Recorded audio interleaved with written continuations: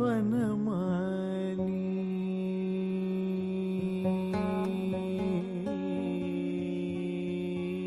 to the Mirror Media Podcast with Authoritative. Hey everyone, and welcome back to the Mirror Media Podcast. Along with we have Vineet and King Kong. Again, follow Vineet on his YouTube channel, Philosopha, and King Kong, who doesn't have a YouTube channel but Twitter or X account, whatever. You can follow him there. So, how's everyone doing this week?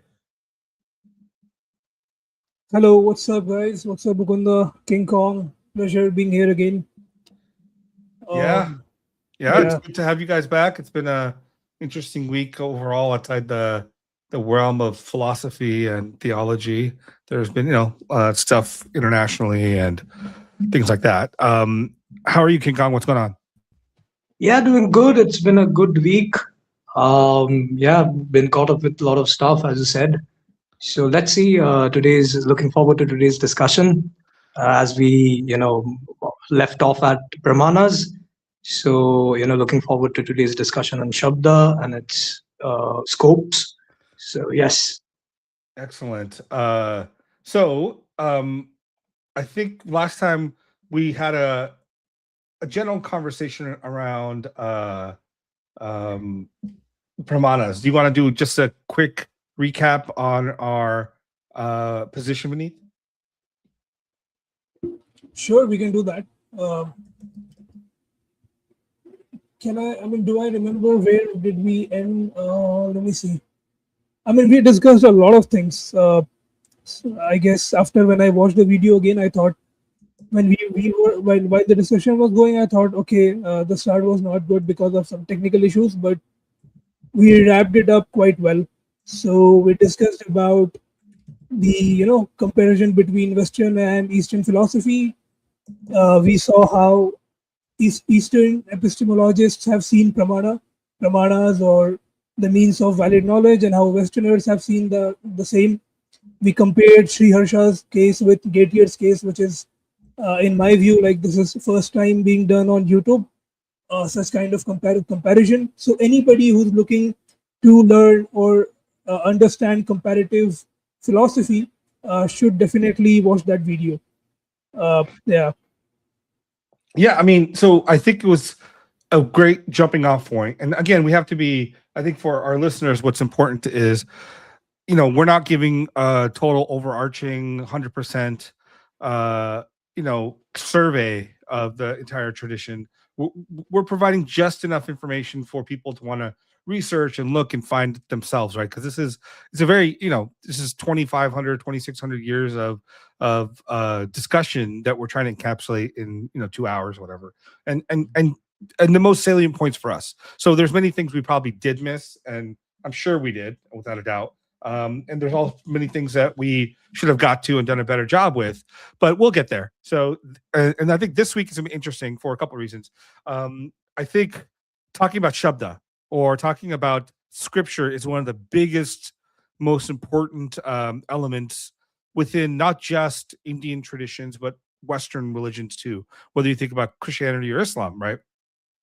How do we think about our shastras or our spiritual holy texts? And, is it different from the way Christians and Muslims think about the Quran and the Bible? Is it similar? Is it providing a unique way for us to think about it? Because I do think there's some similarities, some differences. And I think there's much more uniqueness on the Hindu side than there is on those traditions. So what I think would be helpful for our listeners and guys, by the way, listening, guys and gals listening, just ask questions, comment. If you've been following us enough and we know you guys can request to jump on the stream. We'll throw you on. We'll have a conversation. We'll go Q&A. We'll do whatever, right? The whole thing about having these shows on Sundays now is really just to put back out there what we think has been missing in the Hindu ecosystem, which is engagement directly with people that have questions, people that have comments, people that disagree with our position, and kind of not doing apologist work, because we're not trying to do apologists the same way Christians and Muslims do. We want to actually ascertain truth and engage in good, strong intellectual discussions and debates, but also with the view that we do think we're right in many, many areas. And so we'll push back and show why we think we're right. So go ahead, come on and join us. Okay. All right. So let's get into this. What is Shabda? What is Shabda Pramana? Do you have a sense, Vineet or King Kong, like just on your top level view, and then we'll go into a little more discussion on it? Kong? Yeah, you want to go ahead, Vinny? No, I mean for last two streams, Okay. I've been the one starting. Yeah, just Cool. I'll give you the chance this time. Cool. Okay. So in the previous stream, we discussed about different kinds of pramanas, and we saw that most of the Astika, as well as the Nastika schools, being Astika being those who accept the Vedas as one of the pramanas, quote unquote, Shabda, and the Nastikas, the Jaina and the Bauddhas being the primary of them, doesn't take the Vedas as one of the pramanas. So amongst both of these schools, we have seen, or both of the categories of schools, we have seen a lot of pramanas or means of knowledge, overlapping. Now, within the domain or within the school of or within the group of the Astika schools, we see that Shabda is a very common is one of the most important pramana, which is common and accepted by all the 6 schools of Astika doctrine. Sankhya, Mimamsa, Nyaya, Yoga, Vedanta, all of them accept Shabda as a pramana, alongside with Upamana, Pratyaksha, etc. Now, what is Shabda? So the bare minimum definition of that would be a verbal testimony from an Apta person or an Apta individual. An Apta over here being APTA, being the spelling, means a trustworthy, a reliable, or in a more definite sense, someone who is holy and who has attained a certain degree of a cognition of certain truths. So these are the verbal testimonies of these people who have cognized certain truths that are not within the domain of empirical knowledge, i.e. pratyaksha, anumana, inference, or the other ones. Now, how the different schools understand the nature of Shabda, testimony, word, with relation to the people who gave it, how it originated, and the domain in which Shabda is authoritative differs. But I think for a starting point, we can say that the validity of testimony through the modes of Shabda and through the medium of Apta people, trustworthy, authoritative sources, is accepted and acknowledged as one of the pramanas within all the 6 schools of Astika. Yeah. So I think that's a great point. I think we, at some level, when we talk about Shabda Pramana, there's 2 ways to really think about this, right? We think about it as scripture, right? We think about it as, hey, this book, the Gita says something, the Bible says something. Why should we take this to be valid, true, or worthy of engagement in a way to produce knowledge in us, right? To even to understand if this is true or what the statements are true. Now, I think that's one way to think, and that's the way most religious people think about this, right? The text is true because it's from God, or it's something like that. Now, it's interesting because I think the Nyayakas much earlier came up with this concept of that we trust texts or any sort of secondhand authority, right? Like secondhand, because we're not observing it ourselves, we're not inferring it ourselves. It's coming from outside of us, right? And that outside information is anything. Could be someone telling you something, you reading something, you seeing something like that's not based on your information, right? Even when you watch the news, someone tells you what the news is. Sometimes you read an article, they tell you what happened, and you accept those things. So the Nyayakas came to the table and said, kind of, okay, why should we accept these things? And what basis should we accept these things? And is scripture just like everything else? So is scripture in a different category than any sort of testimony. The better word, I guess, would be testimony here, some sort of testimony. Um, and so they came up with a elaborative way of approaching this by assessing a few things. Right, you assess the person speaking. Who is the person speaking? Right. Okay. Look at their intentions. Look at their motivations. Look at their are they getting a benefit from anything, like for example wealth, money, power, those kind of things. Are they trustworthy? Generally, is what they're saying in the realm of the things they could or wouldn't know, right? There are all these categories they put upon this concept of testimony, right? So for example, let's say you're walking down the street and some person runs up to you and they just yell, there's a monster, King Kong's on, there's the King Kong monsters, 3 streets over and attacking buildings. Right. It's just an example, right? So you'll first look at the person. How do they look? Do they look disheveled? Do they look like they're high? And then you'd be like, okay, this is stupid. I don't need to listen to you because you look like maybe you're on drugs, or you're just, maybe this degenerate person, or homeless or whatever. You might just blow by it. But if let's say, for example, someone you trust with your life, your mother comes running to you, and she normally doesn't joke around or does any of this stuff, and she's like, oh my God, this is the case. At first you might be like, what? I mean, because first you think about the content of what she's saying. Is this even possible? But then you'd stop for a second and be like, my mom said it. So there must be some truth to this. And then you'd go investigate it, right? And go see if it's true or not. So based on different people, their intentions, their desires, their motivations, what they gained from it, and how, and would they know this information? You would then ascertain if the statement given by the person or text is true or not. Now, I think in this context, the Nyayikas apply this to the Vedas primarily, and then secondarily to the Puranas, Upanishads, Puranas and Itihasas, and they'll say something to the nature of, well, the author of the Vedas is God, right? God has no desire, he gets nothing from this. It's just, these are like the words of God or breath of God, and he's the author of these texts, so therefore they're trustworthy.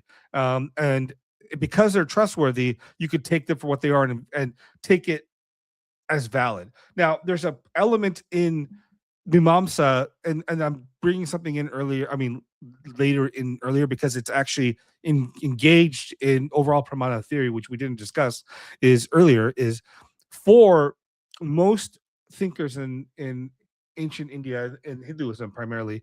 Buddhists are not exactly like this, but they will take the position that all cognition is valid, meaning just by having cognition itself, whether it's going to be testimony, inference, or vision, or whatever perception, its default is you trust it and then you verify it, right? You don't start with the position that this is not true. So if the Vedic texts are from an author that is let's say perfect, infinite, without desire, without motivation, without any tangible benefit, is trustworthy, is providing, then you take that initially as being valid, and then you investigate to determine if it's true or not. So that's kind of how the Nyayikas approach this. Any thoughts on this, guys?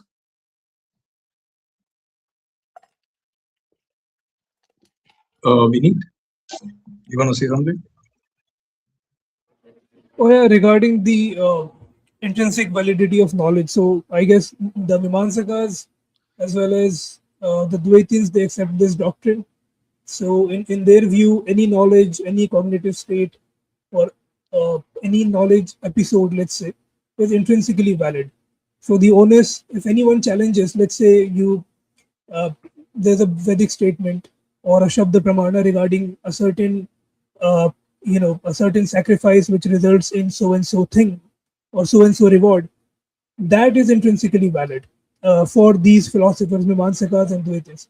So if anybody wants to disagree with that and want to challenge that, then the onus is automatically on them, because these guys, they don't accept extrinsic validity of knowledge. So by default, the knowledge is valid. Now, if you think that Vedas are invalid or they are not, not a kind of a pramana that you can't challenge, then the onus is on you to bring evidence, or try to go around it and show how they do not stand up to the criteria of intrinsic validity. So that's a very important thing, because when I was reading Nyayikas, the Nyaya view on how they defend Shabda Pramana, it's different from the Mimamsakas. The Mhm. Nyayikas, they attribute it to God. Yeah. They say that Vedas are authoritative because they are the words of God. Mimamsakas, although it is you can people contest that, scholars contest that they are not out and out atheists, but they're not neither theists as well, right? Not theists in a classical sense of the term. So Yeah. they could not. Yeah. So I was Go going to on. say, let's get to Mimamsa in a minute because I think it's going to be interesting because their arguments Yeah. are very different from Nyayikas, right? The Nyayika, in Yeah. some sense, we can say, I would say at some level they're somewhat similar to Christian Muslim arguments in terms of Yeah. in Yeah. terms of the nature of the text, right? Like, for example, the Quran is considered the word of God, therefore is inherently authoritative, right? And then so because similarly, like God is a perfect being, he has similar types of arguments there, and the Bible the same thing. It's even though the Bible, interesting enough, admits that the text itself was not written by God in any real sense. It is inspired by God, right? This is a the primary Christian position. I'm not talking about the Jewish position on this. Like, so this idea that the Bible itself has been inspired, or the Holy Spirit has come upon the authors and the redactors and the compilers of the Bible that we have today is part of the understanding within the Christian tradition. Now, within the Indian tradition, Vedic tradition, we do have something somewhat similar, right? Because at the end of the day, like the Vedas, they're called a samhita, especially they're bringing together of the various sections or different uh, uh, different portions into one one single like body of knowledge. So each composition is attributed to a different rishi or a different seer, a drashta, a seer, who also they call them rishis too. And the question arises, even with Nyayaka tradition, and we'll deal with the Mimamsa later, is even though the rishis are the ones that saw it, did they actually compose it? Is this composed, created by the rishis? And the mom says largely argue, no, it is drishta, seen, observed. It's almost as if like we've ascertained the law of gravity, right? Did we create the law of gravity? Did we make it up? Did we compose it, so to speak? No, we kind of discovered it. Or it's the equivalent of saying, I travel across the ocean and I discovered this. I didn't create the island. I didn't make the island. I just discovered it. It's there. It's existent in the fabric of reality. And similarly, the idea is the Vedic hymns, not necessarily the Nyayikas might differ on this, but like this idea that these concepts, these hymns together are existent in morphological form in existence itself, and the rishis observe it and they see it, and then they bring it into the world below them, or to our world, and they're actually like the words of God, the breath, the speech, the the the oscillation of Ishwara's nature. Yeah, you have thoughts on this, Vineet? Yeah, regarding this, what you just said about, so I mean, one could ask if these Vedic mantras have always existed, and if they were not getting created at the moment of utterance, be it from Ishvara or be it from the sages, then what about their ontology? So this is something perhaps.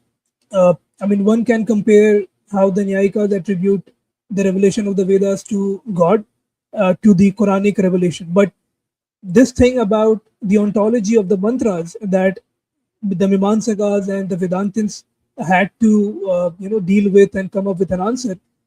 I guess this is not seen in the Abrahamic tradition. So they they were not, as far as my memory serves well and whatever that I have read, never come across any debate regarding the ontology of the Quranic verses, like where were they before being revealed to Prophet. They say that they were on a transcendental tablet, Lohe Mahfuz, as they say it in Arabic.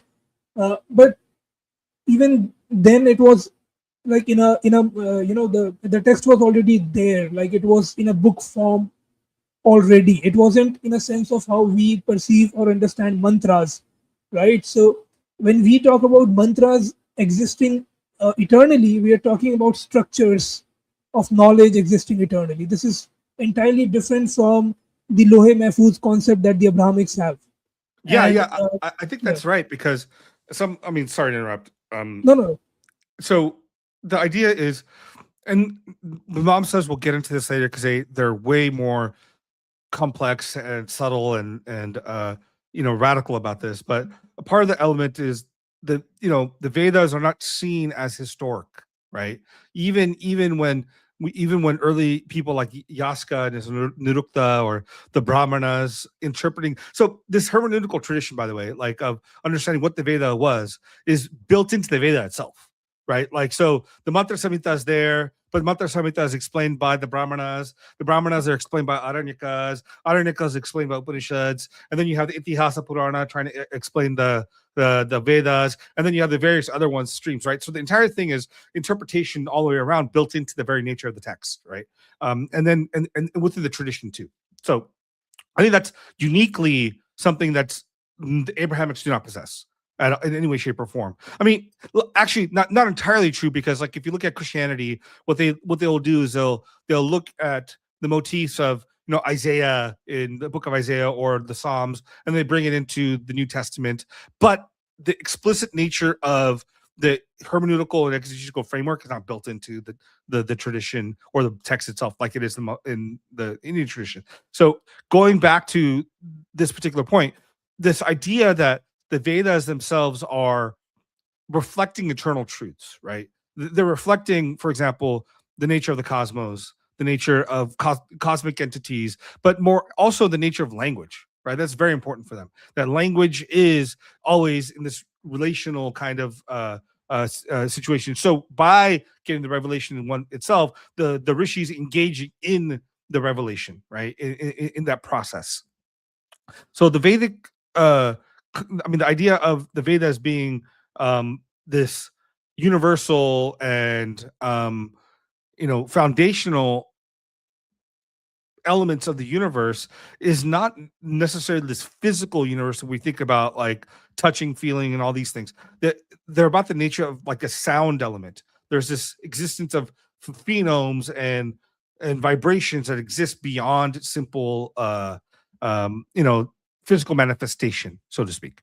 And so those elements we observe, or the rishis observe in their deep meditation, or just spontaneously when they receive it, they present it out. It's akin to when some people create poetry, or someone discovers a mathematical equation.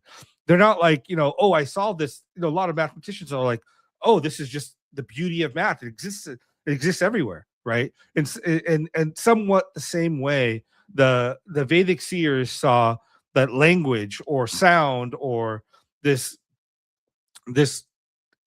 I wouldn't say auditory element, but this like almost expansive element exists everywhere, and it comes down through the Vedas. So it's a discovery through the Vedas, right? It's different than like going to the Quran and saying, well, God had written in the heavenly Quran that Muhammad would come at this time and give this message, and so on and so forth. It's less historical, more, I would say, like foundational cosmological.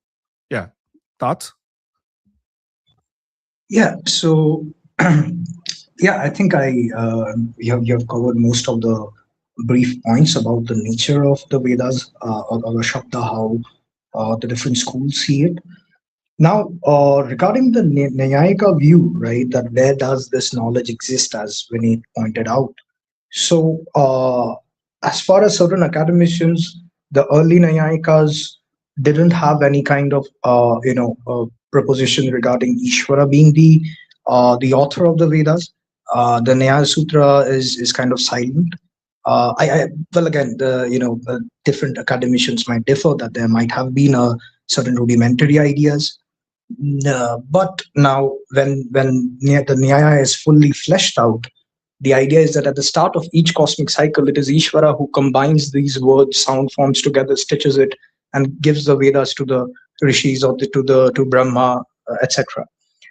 Now, where does this the knowledge of the Vedas stay between the junctions of the birth, the end of one kalpa and the beginning of the other cosmic cycle? Well, the answer is within Ishvara's knowledge. So Ishvara, the Nyayikas would say that we had a lot of aptas like Gautama, who's the the founder of the Nyayika school. He's an apta purusha, right? He's a trustworthy sage. There are other sages, but Ishvara is the apta of all the aptas. He's the most trustworthy source ever, right? And he teaches all these rishis. Now, the cognition, the knowledge of the Vedas, the content of the Vedas are the content of the propositions of the Vedas are within Ishvara, within Ishvara's mind or consciousness, however you want to see that, uh, during the time of the deluge or during the time of the cosmic sleep. And when the next cycle is kickstarted, he, for the betterment of the world, or to help the other people understand, or the jivas understand the nature of reality, gives these two trustworthy sages, right?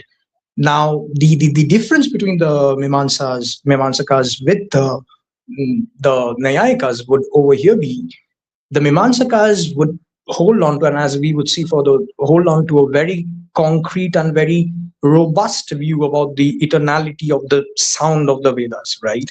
So it's not that, even if the meaning subsists or is preserved across these cosmic cycles, it's not enough for them, right? And even the sound pattern has to survive the deluge. Now, for the Nyayikas, it doesn't, it does, because, for example, because they also take the fact that sound is perishable, right? When I utter something, it goes off, right? There's no eternality as such in that, and they don't see this as a problem because the meaning is already preserved in Ishvara, and Ishvara can give and reveal different paths at the starting of each cycle. Yeah, that would be it. Now, I mean, we can discuss some certain things about how the Vedas see the nature of their mantras, Mukunda. So yeah, Vinit, go on.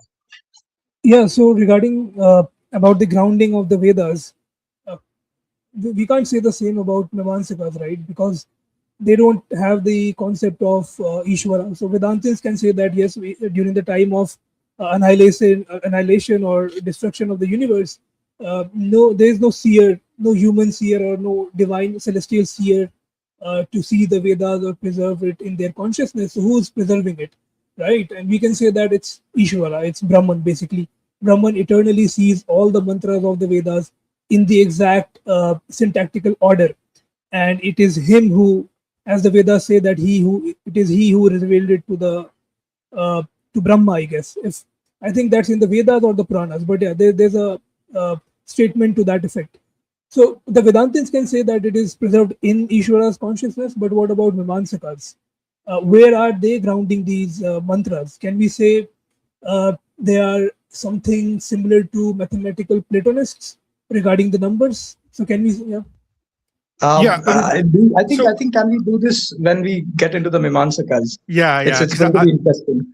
okay. what I think would be good right now is maybe we talk about the Buddhists, right? And their response to, because in that engagement with the Buddhist tradition, we'll get a sense of what how the Mamsakas developed their philosophy Sure. and why Sure. they So developed it. So before we go to the Buddhist understanding of Shabda and how they critique it, can you pull up the slide that I shared regarding Sayana's commentary on a Rigvedic mantra?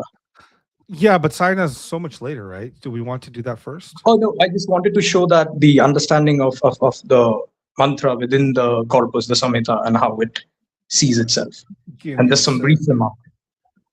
Let me make sure. Let me pull that up. Do you have your computer open with those passages?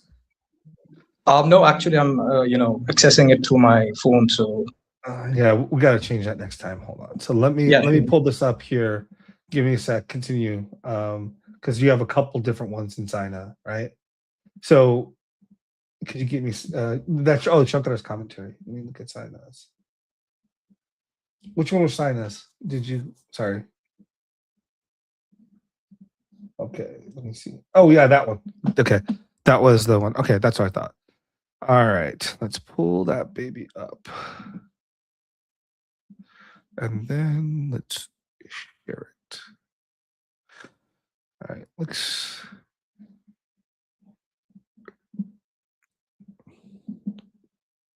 Sorry, guys. We're going to pull this up right now. Here you go.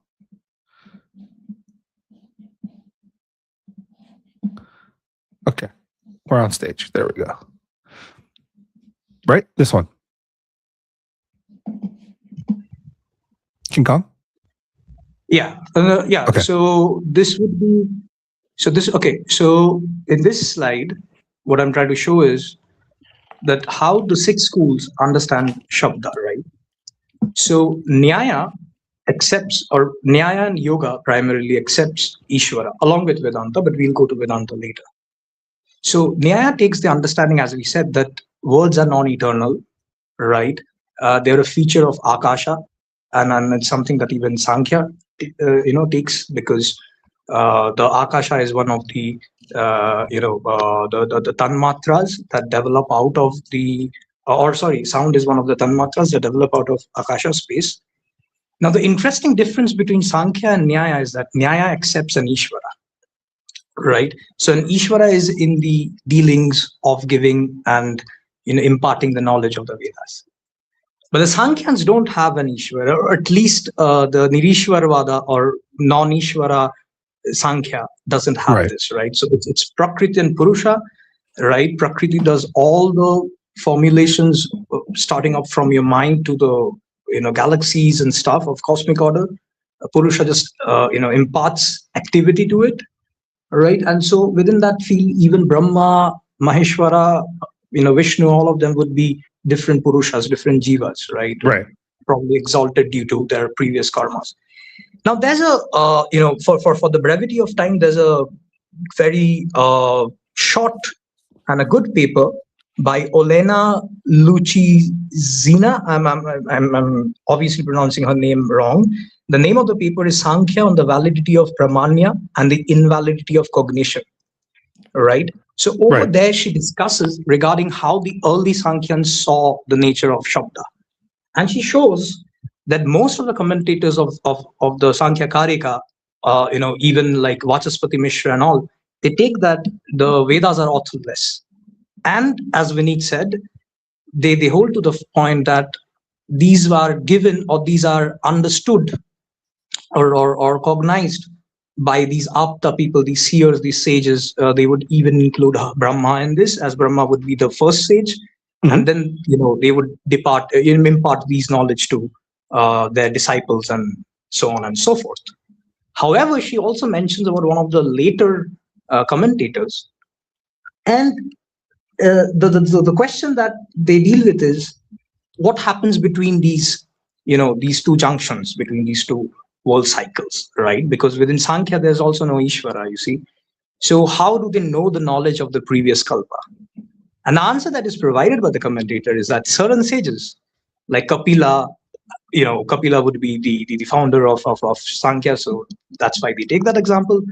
Due to their karmas and due to their ability to recognize or to recollect the imprints of the previous life, they can re-know the Vedas that they had learned in the previous Kalpa. And hence they can give it to the generation of this creation cycle. So that would be on a very brief note about the nature of the Sankhyans, the Nyayikas. The Mimamsakas, we are keeping it for the conversation to go more forward. Yoga is an interesting school, right? So the Yogins accept Ishvara. Ishvara is a Vishesha Purusha. He's a special personality who is beyond all kleshas, karmic imprints, and he's also now Vishesha. Patanjali takes him to be one of the models for meditation, as well as he who gives anugraha to the yogi to or grace to the yogi to continue in this cycle of getting to Ishvara, or to understand or to free his soul, his true Atman, of all these kleshas, of all these samsaric bonds. Now, yoga also accepts Shabda as pramana, and the understanding, well, due to lack of commentaries on this particular topic regarding the nature of Shabda within the yogas, but as they take Ishvara into the picture, I guess their understanding of even Shabda is similar to that of the Nayayikas. The Vaisheshikas, interestingly, within the Vaisheshika Sutra, they don't deal much regarding the nature of the Shabdas. No, But with the actually not at evolution, all. yeah, yeah, Mukunda, you want to add something? No. I was just gonna say, yeah, they actually don't really deal with Shabda in Vaisheshika sutras. Yeah. So with the evolution of time and with the schools bonding and coagulating with each other, Vaisheshika joined the Nyayika fold and become like Nyaya Vaisheshika, right? So they also adopted the Nyaya understanding of how Shabda is revealed. Now Vedanta also has Ishvara, but Vedanta's understanding of how different. Let's hold off of Vedanta because I think Yeah, that will touch base with Mimamsa, right? Very deeply perfect. about what the nature is. Okay, so I think we have a general sense of what the various schools within the Hindu tradition or the Astika tradition will approach, the concept of Shabda, right? At least at this stage, and then we'll get a little deeper because I think the Buddhists have very interesting points here that I think are worth engaging with, and then we'll address the Buddhist points through Mimamsa and then our own perspective. So let me pull up that slide here. Hold on a sec. Okay. So the Buddhists are fascinating for a variety of reasons. I think they're like such interesting response, and their own epistemology from that also is pretty fascinating. Okay, so now we have up here. All right. So this is one of the main things Buddhists say, and there's other things we'll talk about this. So the Buddhists, one of their biggest arguments is that the Hindu tradition takes you the perspective. First, they attack the notion of some sort of permanence of self, of the concept of permanence at all, the concept of the idea that language is. So they presented the view that language is merely convention, right? So let's start with the first idea. This idea that language is merely convention. Their argument is, well, how can the Vedas, in any way, shape, or form, give you truth when the words they use are merely dependent upon convention? Like if I say today, if I use the word, bright, that word is context within my my my culture, my language limitations, right? So for example, maybe bright, when I say the sun is bright, am I using the same concept of saying as the sun is bright, your eyes are bright? Well, your eyes aren't bright, the sun is bright, so we're using convention here to describe reality when reality can't be described merely through convention, right? So what is it the Vedas are actually providing then? Are they providing us convention? Or are they providing us ultimate reality? They can't provide us ultimate reality because words don't do that. Words are merely giving you a statement about what something is not, right? So if I say something is bright, what I'm saying, it's not dark. So that's one of their arguments on this, is like this idea that the Vedas and the words of the Vedas are something that provide knowledge or provide truth is nonsensical, because one, language is convention. Two, there is no permanent self. There is no permanence. So when Vedas speak of permanence, they are speaking of something that's antithetical to the very nature of existence, because we see things changing around. We see no permanence. So how can Vedas speak of permanence? You cannot have a God that's permanent either. So they then go on to attack the very nature of the author of the Vedas. Like if it's God, then how is God that is somewhat, he would only create the Vedas if he had something lacking. Therefore, either he's lacking himself, the Vedas don't provide ultimate truth, and they kind of just deconstruct the very nature of the foundation of the Vedic tradition. Do you have thoughts on this, Vineet? Oh yeah, real quick about the Apoha doctrine that you mentioned. So correct. I mean that's a bizarre implication for the Vedikas, because the Buddhists are basically saying any word that you utter, the immediate connotation of the word uh, is not something that's basically being connoted. So if I say cow, I do not. The word cow does not by itself relate to any perceptible or an object in and of itself, which is cow, but rather not cow. So in this way, every word basically connotes its negation. If that is the case, then the entire Veda is not giving you knowledge. It's giving you the negation thereof, right? The negation of the exact thing that it is talking about, and that's very bizarre, right? And that's most, I guess, stupendous way to bring any counter forward. Who else could have thought that other than the Buddhists? So yeah, that's something to take notice. Other than that, uh, about this author and the authorless unknown author of the Vedas argument. So often, me and King Kong would go in a discussion of how do you make sense of this argument given by the Mimamsikas. This particular argument that is being displayed on the slide, this argument Buddhists could only use against the Mimamsikas and the Vedantists, not against Nyayikas, because Nyayikas accept author of the Vedas. So if you take the Mimamsika argument and if you put it in a premise conclusion form, you could say that because Vedas do not have an author, therefore they are in a way leaving the intermediary premises, getting straight to the conclusion. We can say they are in a way self-valid or authoritative. On the face of it, this argument sounds, I'm sorry to use the word, but sounds very ridiculous, to be honest. Because, and that's what the Buddhist feels, right? He comes up with a even more ridiculous counterexample. He says, "Okay, I have a book in my hand. Uh, the author of this book is not known, right? Suppose I was strolling around and I found a book and I could not find its author. So can I argument and say that, oh well, we do not know who the author is. Nobody has seen the author. We cannot establish the author either through prataksha or anumana or upmana. So therefore, since it defies all the pramanas, we can say the book is self-authoritative." What do you guys think about this counter? It does seem to be trivializing the entire thing. Yeah, there's a couple things. So I'll jump into that in a second.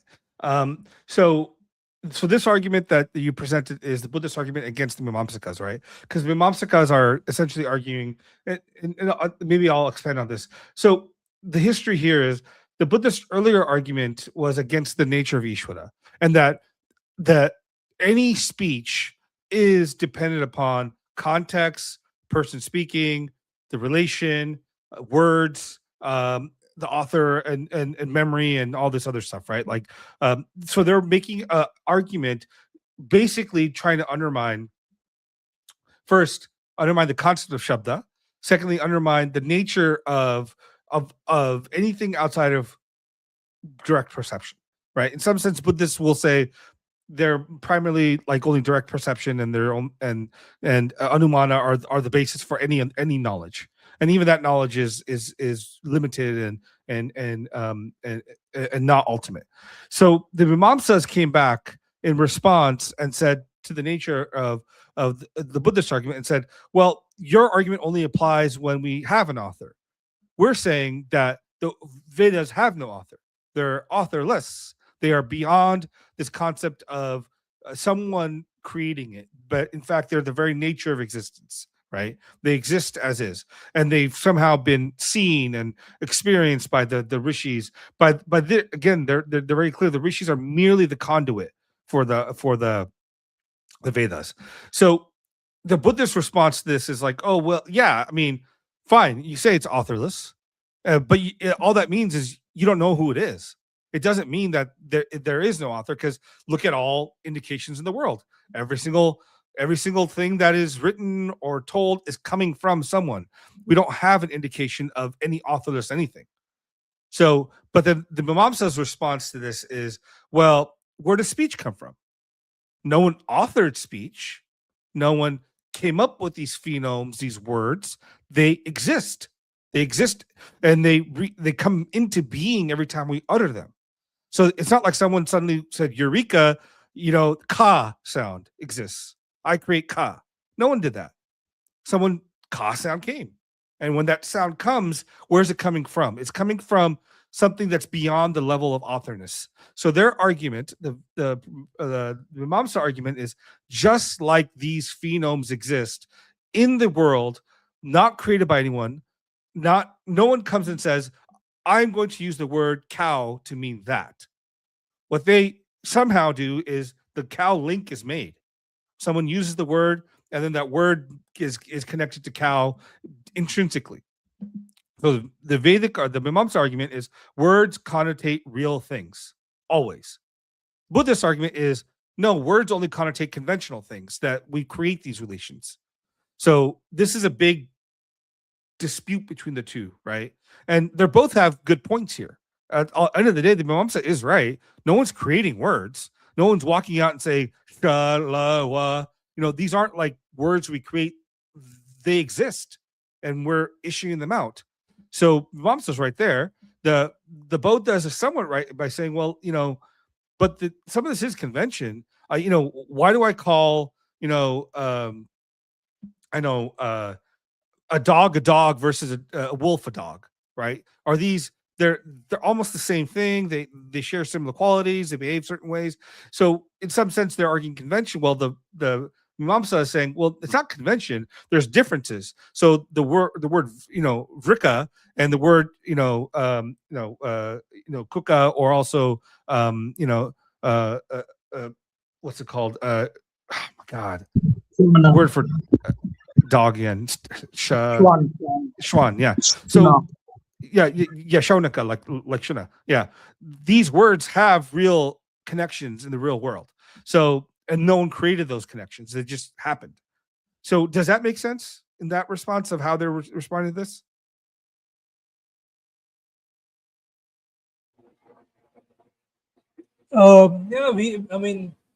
As a response to this particular argument, the synopsis definitely makes sense, and thank you for giving the background and explaining the entire thing and how it erupted basically. So on one side you have the Mimamsikas arguing that words do pick out positive things.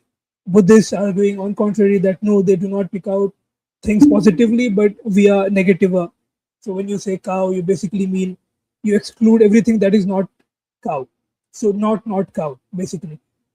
Does that refute this argument? I'm not sure. What do you guys think? Uh, because I feel like the Buddhist wants to trivialize the entire thing. So there's a paralleling. Well, the argument for the Apodusheness is very particular for one thing only, right? Is to say that the Vedic texts are unique. They're different than any other text or testimony in the world, right? Therefore, the rules that apply to regular texts don't apply to the Vedic ones. So are they taking it as a axiom, like beginning with it as a first principle kind of a thing? Yes. So the Mimamsikas are saying basically, so we know how all testimony functions in the world, right? We know that, first of all, like, it is author dependent. Well, actually, it's funny, interesting. Prabhakar Mishra has a different view on this. Kumarila does take this position, which is, we know this stuff, like, authorial intent, speech in terms of how it developed in between the listener and the hearer, and that words have meaning and so on and so forth, right? So what the Mimamsas are arguing fundamentally is all normal texts, all normal testimony is based on these things. But what if you have a text or testimony that is authorless, that is eternal, that is beyond other testimony? Is that to be treated differently, right? Because for most other texts, there is a validation exercise that occurs, right? Like, for example, like, if I say something like fire, there is fire in the mountain, you look, see, there's smoke, there's all these inferential things you get to get to that conclusion. And also to justify your vision and so on. What they're saying here in this context is the Vedas, because they are authorless, they don't have an origin point. They are eternal. They're not. They don't fall to the same defects that regular testimony does. So therefore, they can be taken as self-valid. They can be taken as being um, absolute within their realm, right? Now, this is also the difference is in some sense, the Vedic authors or the Mimamsa authors are not making claims about the ultimate nature of reality in terms of the way the Buddhists are. The Buddhists are making claims about that somehow there is a existence beyond, conception, beyond, this idea of shunya, this idea of like, so the Mimamsas are basically saying, no, the texts are giving us directives. The Vedas, so it's also important to know this is where the difference with the Mimamsa and Vedanta occurs. Mimamsa is not so much caring about this idea of moksha or nirvana or some blissful state in beyond this world. They're really cared about why one should adhere to the Vedas and why the Vedas should be taken as authoritative. So this authorless claim leads first primarily to that. The way they get to the authorless claim is, like I said earlier, is about this nature of language, the nature of speech, how it's not authored. So it is, we can trust speech, we can trust it. Now, Kumarila and Prabhakara take two different views on this, where the nature, like the Buddhists will say, well, the word itself is also the place where you find the statement. If I say, I don't know, glass or cup, right? They will say, well, the Kumarila says the word cup itself has inherent meaning. Well, Prabhakara Mishra will say something to nature, well, that doesn't make sense. If it would have to, it's relational. Even if I show you a cup, I'm saying this is a cup. There is a connection that's built in between language. Language is not, so Kumarila says the word itself, the phenome, is the primary source of meaning. Whereas Prabhakara says, no, the sentence. You only get the meaning of something through a sentence. So the Buddha says, well, yeah, that's conventionally true, but not absolutely, right? They're saying the words themselves have meaning because we provide them meaning. Kumarila is not saying that.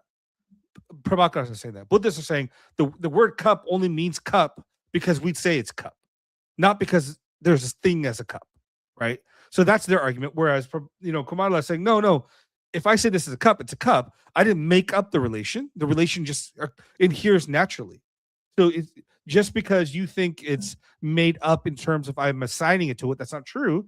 I don't call something just because I can decide to call it that. It becomes that because that's the nature of the thing. Like the word refers to something real.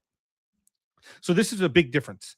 And this is where, again, when you go to so if words have meaning and are real, then the Vedic words, which are authorless, eternal, have real function in this world. So the Mimamsas are building the nature of the Shabda piece by piece, and the Buddhists, because the Buddhist ultimate position is there's no Shabda Pramana, there's only Pratyaksha Anumana, right? Ultimately, and this is where they get into their own problem, which is the Mimamsas point out from the get go, and the Nyayikas later do too, which is, hey, you Buddhists, you listen to Buddha. What's Buddha Vachana?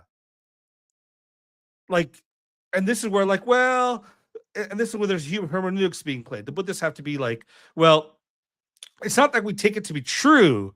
It's upaya, right? It is merely helpful to us. It is a teaching. It's not truth.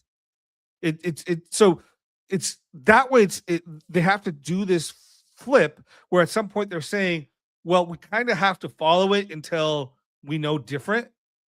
With Shankara, by the way, that's similarly what he does with the Vedas, right? You follow the Vedas until you achieve, but it's a little different because Shankara takes a difference from Kumarila and Prabhakara in terms of the nature of what the Vedas are about versus, the purpose of what Kumarila and Prabhakara think. So, I mean, is this making sense? Is this helpful at all? Yes, it is. It is very helpful that you brought up the nature, or let's say the unmanifested presence of Shabda within the Buddhist as well as the Jaina tradition, right? A lot of people think that Shabda or testimony is one of the pramanas only in the Astika schools, but they forget about the Buddha Vachanas or the Vachanas of the Bodhisattvas or the Arhats of the Buddhist schools, right?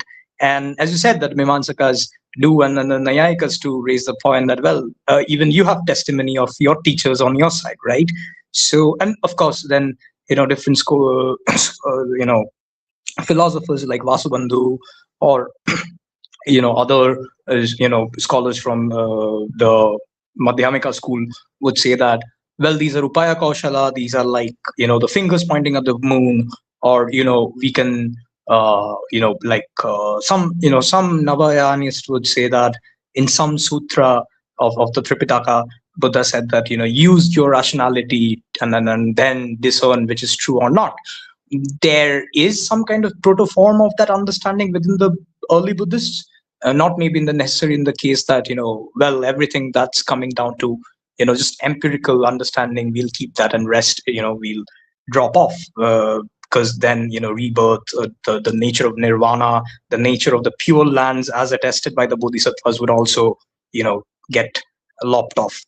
And the reason I brought this reason thing right is, this is again attested also by the Mimamsakas, Shankara and Ramanuja, within the tradition, right? That how do we understand the nature of these statements? And we can discuss this further, right? So yes, that was really like giving an entire brief of this development about Shabda between to and fro between the Mimamsakas and the Buddhists.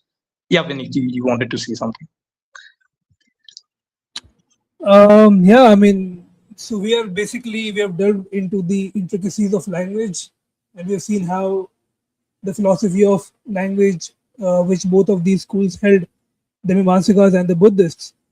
Something that Mukunda commented upon, or the way he explained the Buddhist uh, philosophy of language, reminds me of Wittgenstein. So, just as a passing reference and a passing note, he argues against the referential theorists. So here, referential theorists would be the Mimamsakas, for whom every word has a reference in the external world.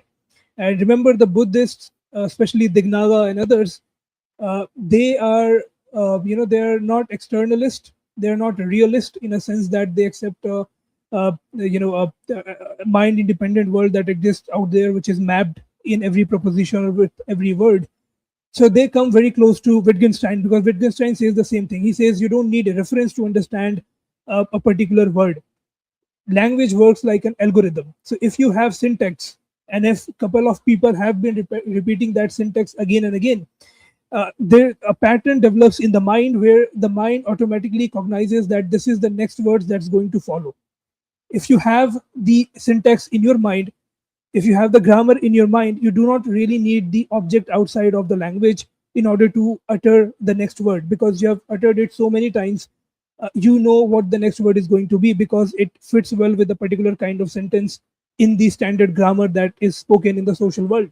So this comes very close to what the Buddhist is saying. He's saying that, let's say I say a formal greeting, how are you?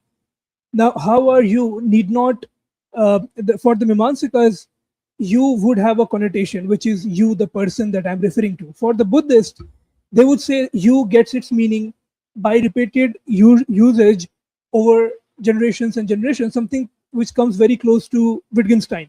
So he would say the word you has a meaning because it has integrated itself into this standard syntax. How are you? So you always follows how and are. That's quite, this understanding is very algorithmic, in a sense that that's how AI also uses language. It does not positively understand what each word means, right? So it understands it by following the pattern, how words appear one after the other. So that's Yeah, something we see in the Buddhist philosophy of language as well. yeah, which with the Mimamsa would respond back and basically say, well, maybe that's the case in most languages, but it's not the case in this language, which then will jump into Sanskrit, right? And basically say, well, we have these strict rules that actually have been the case for forever, as far back we can go. Like we know we can build, everything from these dhatus, right? These roots.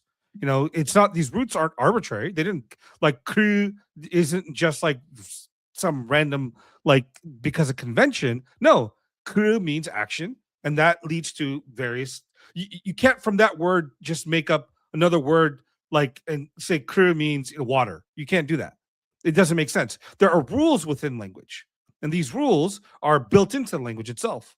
So what they, even though you might say it's convention, over time people just habitually do it. Well, the rules don't change over time.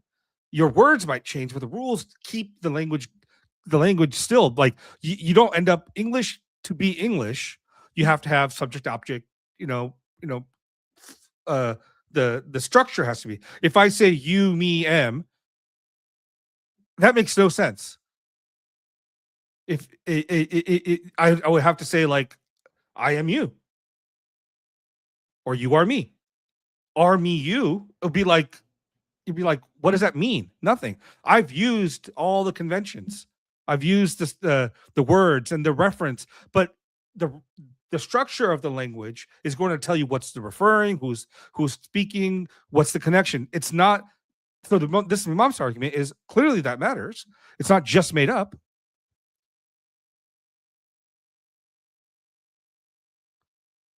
Correct? I mean, you guys can respond.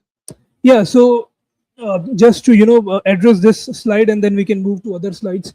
So whatever that we discussed and whatever that Mukunda explained, we can basically gauge out the response that Mimamsaka would give. He would say that you can't trivialize our original argument using this counter argument because Veda is unlike any other book. And I would want to comment on this, how close it comes to the revelation, how Abrahamics defend their revelation. So Mimamsakas do give this argument that because Vedas have been preserved so meticulously, it does not seem as a forthcoming response that they are like any other book which doesn't have an author. No, because those books are not as well preserved and as well tradition backed as the Vedas are. So they are different from the mundane books written by human that have a human author. This, how do you see? The exact copy you see in the Abrahamic world, where they want to argue that I'm just kind of playing a devil's advocate. Let's say that this is what they say, that what, guys, that's exactly what we've been saying. The nature of the argument is quite similar. We are saying that for last 1400 years the oral tradition has been intact, the chain exists, Quran is unlike any other book. So do you see the similarity there with the kind of argument Mimamsaka is using? No, I think the similarity is with the Nyayakas. The Mimamsakas are actually attacking that position. They attack the Nyayakas on the idea that the reason for the let's say the Islamic and Christian view that the Bible or the Quran is seen as being sacred and scripturally supreme or valid is because it comes from God. Now the Mimamsakas are saying exact opposite. No.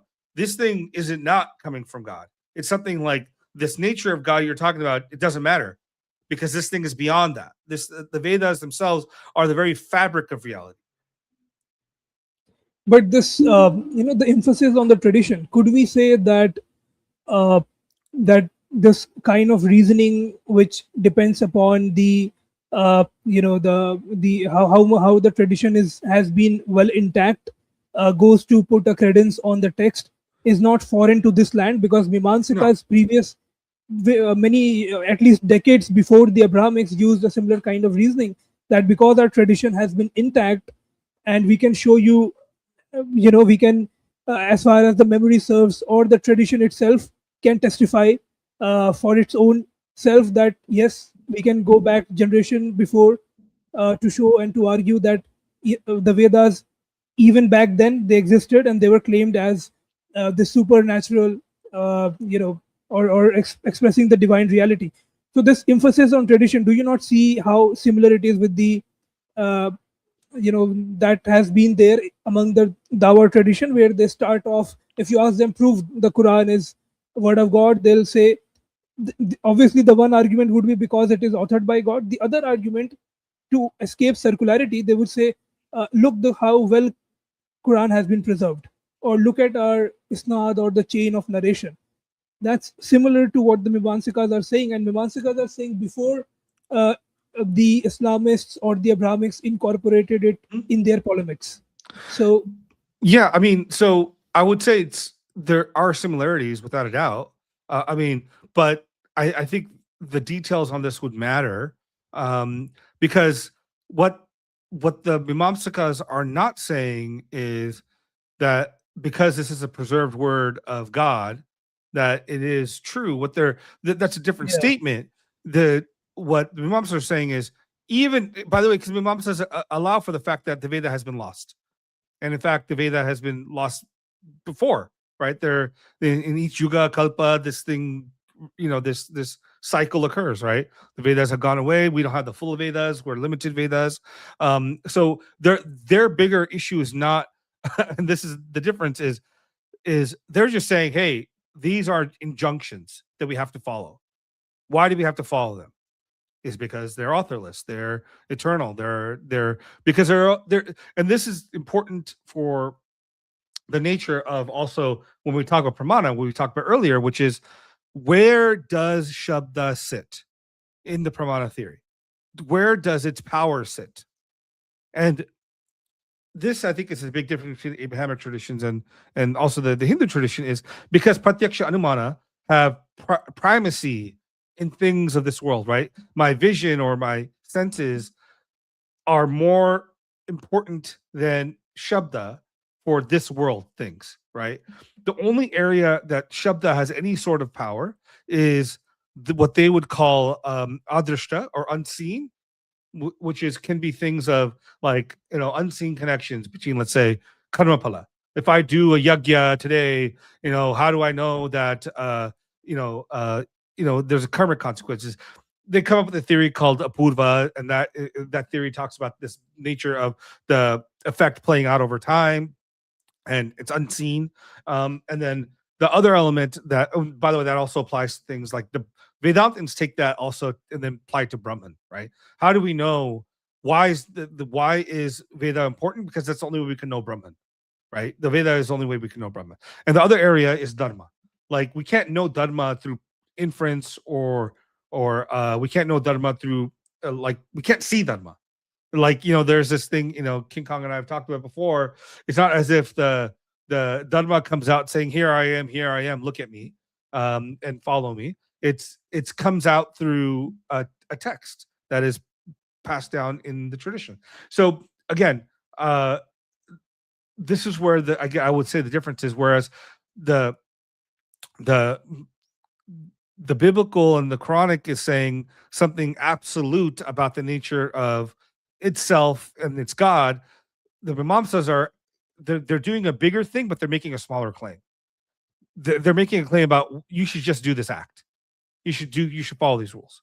Now the Vedantins will take it up and make it into a much bigger, like central element of their engagement with Brahman, right? But the nature of God. So I think that's the area I would see some difference. King Kong, Vineet, go ahead. Yeah. Whether you want to do it now or, I just wanted to talk about the nature of how Mimamsakas, or especially Kumarila, sees the Shabda being transmitted and the nature of the statements. So you want to jump into right now? So I think that would parse out a lot of stuff. And also, if you guys could take my earlier question regarding the metaphysical grounding of these mantras, like where are they grounded for the Mimamsakas? What is the nature of the grounding? Are they abstract entities like numbers and others? Yeah. So when you mean grounded, do you mean how do you define that? Because like, for example, are you saying something like akin of, well, the Bible is grounded in God? Is that what you're kind of trying to say? Right. So by grounded, I mean, like, how do we make sense of their ontology? That's basically what I'm trying to, trying to dig at here. Because when I say God grounds or God's consciousness grounds, we can understand that God sees these mantras eternally. So the answer is there, right? How the mantras are being grounded. For the Vedantins, it makes sense. For the theist, it makes sense. But Mimamsakas, because they are non-theists, like where are they hanging in midair, or there's something, the infamous Akashic record which Tesla talked about. So are we going to bring I don't in... think it's an Akashic record. I think what it is these phenomes exist in the very nature of reality. And so when they're observed or seen by the rishis, are brought into, like, for example, like Is it Kumali's. Mukunda? Sorry for Mhm. interrupting. Is it something similar to the realm of ideas? Can we like find some similarity with Plato's forms, ideal forms? I, so I would say this at a high level, sure, but the problem with the realm of ideas and forms is, like, one's a perversion of the other, right? In some sense, one's a degraded version, right? There's this ideal, the realm of ideas, things are exactly the perfect chair exists, right, in the realm of ideas, and everything that exists in our world in the form is not that perfect chair, but it's kind of like a reflection or a um a lesser version, right, in of that ideal form. So, or ideal. It's not the same, because the Vedic idea is just, this is the nature of the existence, right? So when the Vedas talk about, let's say, Indra killing Vitra as part of the yajna, what they're talking about is these shabda, these phenomes that exist, that are playing out, causing this ritual to happen. And so the ritualization of that action is playing out the same as the phenomes. So, if I may, Yeah, please. right? Yeah. So the Mimamsaka tradition is basically a commentarial tradition that is based on the Jaimini Sutras or the Purva Mimamsa Sutras, right? Now, you have different commentaries of Pravakara, of Kumarila, but the earliest is that of Shabara, right? Shabara Swami.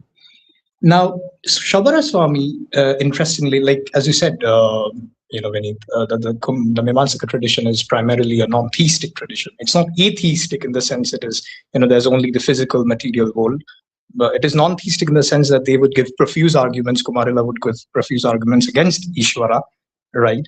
But also defend rebirth, karma, the apurva nature of the yajnas, the eternality of the Vedas, as well as other realms that can be that exist, or other subjective states of experiences after death.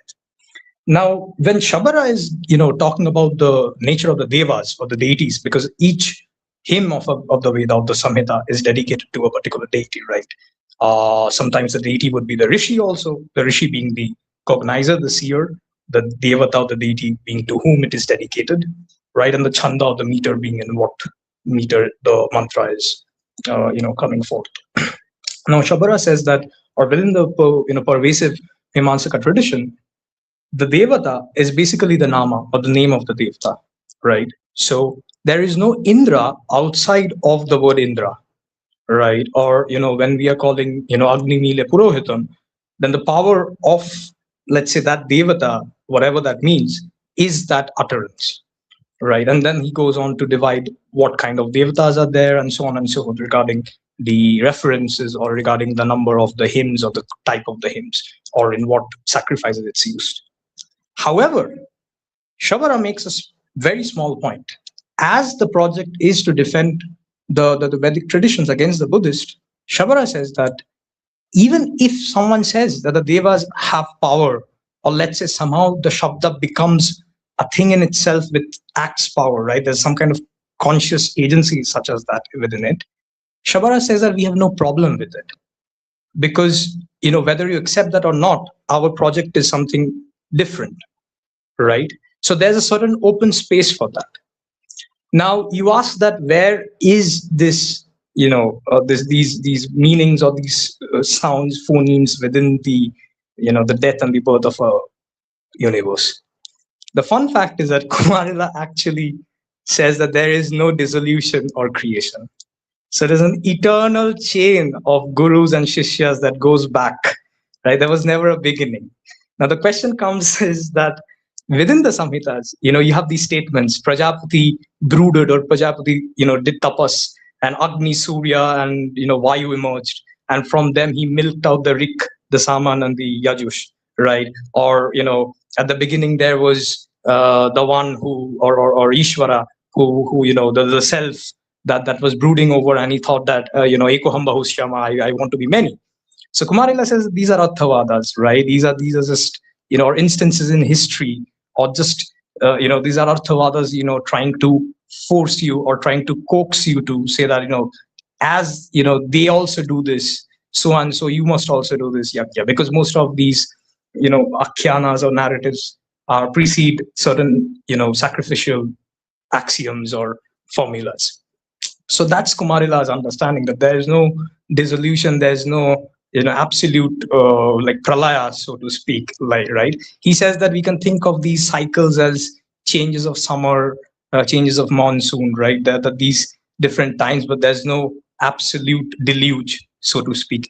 And therefore, as the guru teaches the shishya, the teacher to the disciple, and so on and so forth, the relation between the word and the object is maintained in that order, right. So if, and therefore he also says that if Ishvara says this at the start of any start, he has to connect the words with the object, which cannot be done, right. And then of course there's no Ishvara, right. So that's their attack onto the Nayayika uh, doctrine of the Vedas. So does that kind of answer your question, Vineet? uh, I mean, in a way it does. In a way, there's more to the question, but something I'm glad that you mentioned and brought this up. So we can basically say that the Mimamsika is saying if the Nyaya doctrine or Nyaya philosophy of language or Nyaya's, the understanding of the authorlessness, not authorlessness, my bad, how Vedas are basically word of God, if that is to be given credence, then kind of nullifies their entire system of language, because then words and their meaning become arbitrary. Arbitrary in a sense that they would be grounded in how Ishvara wants to define a particular word, which goes counterintuitive to how the words, as Mukunda mentioned, they are connected directly with the roots. So if they are intrinsically connected with the roots, then Ishvara cannot, step in between and give a different meaning to it. Let's say Ishvara is the one who starts conjoining words with their meaning, then that's purely arbitrary. But language is not arbitrary because they have an intrinsic root. Each word has an intrinsic root. And so if language is not arbitrary, then the Nyaya, entire philosophy of language and this argument that Vedas are authoritative because they are word of God collapses. So that's a very crucial point that you made. Helps us understanding the debate between Mimamsikas and Nyayikas. But the question that I was asking was more to do with the ontology of how do we see these mantras. Perhaps my postulation will be that we take the Platonist view that in West we take about around the numbers. So the number one, the number two, or any mathematical proposition, they exist by themselves and they are abstract realities. So you have on one side the concrete realities like the concrete objects, this microphone, the laptop, and everything around us. And then you have the abstract objects. They have ontological status as well. So we can say in the Mimamsaka view or in the Vedantin view, I think Shankara in his Bhashya argues this exact thing. He says, and there's a way how entire thing connects with metaphysics. So Shankara says that before the word is uttered, the meaning already exists. So the utterance of the word is not creating the meaning. Now, where does the meaning exist? There can be two different proposals to it, but both of them would kind of entertain the concept of universals, samanya. So both Mimamsakas and the Vedantins, most of them accept the concept of universals. So meanings are seen as universals. For example, let's take the example of cow. So among all the cows that exist, you have this one universal cowness that runs through and through all those particular instances of cow. In the same way, the meaning of anything, let's say the meaning of the word cow itself, let's take the word cow or tiger, lion, book, whatever, right? Or any particular proposition, the meaning eternally exists. However, when we utter them, when I say a particular sentence, that sentence is a particular instantiation of that universal which has already and always been existing. So this is how this entire philosophy of language of the Mimamsakas connects or gives rise to this blooms in the form of this metaphysics, where the metaphysics of universals. So each meaning is a universal in itself. And this is not something, people might hear it and they'll be like, oh, that's bizarre and there's nothing, no such thing as abstract objects. Mind you, even in West, the pioneers of analytical philosophy, Frege and Bertrand Russell, early Bertrand Russell, had this exact view regarding meanings. So for them, the meanings of each word, even words like Vineet, Mukunda, or Arnab, let's say, or any noun which is a name of a person, is also eternal. The meaning of the name of that person is also eternal, and it exists as an abstract object. So that's how I would try to understand, how Mimamsikas are grounding the Vedic mantras. I think that's exactly how they do it. I mean, especially Prabhakara, I think is very close to Frege in his concept of language that way, as being eternals. So Mimamsakas have made the argument. Yes, the sound is temporary. Like when I say, Om or Vineet, that sound is temporary for sure, but it exists eternally. Like the sound has a beginning and end, but the beneath word and the shabda, which is Shabda Brahman, exists eternally. We're just calling it into existence momentarily through speech. But this is also the big difference within, we have to remember, Vak and Shabda are two different things, right? Shabda is beyond speech itself. It's the very nature of a language, the very nature of let's say phenomes or whatever. Vak is the immediate expression of Shabda. Or rather dhvani, right? Dhvani. Sound. Yeah, sound. Yeah. That's right. Yeah. So, So where does artha fit into this? Artha, by artha, I'm trying to meaning. meaning basically. So this is interesting because the Mimamsakas take anything that's not directive, meaning not, because they take the Vedas primarily to be about duty, right? What you should do the karma, because so Kumarila takes a position that there's reasons to do karma. The Veda gives reasons, which is phala, apurva, all these other things.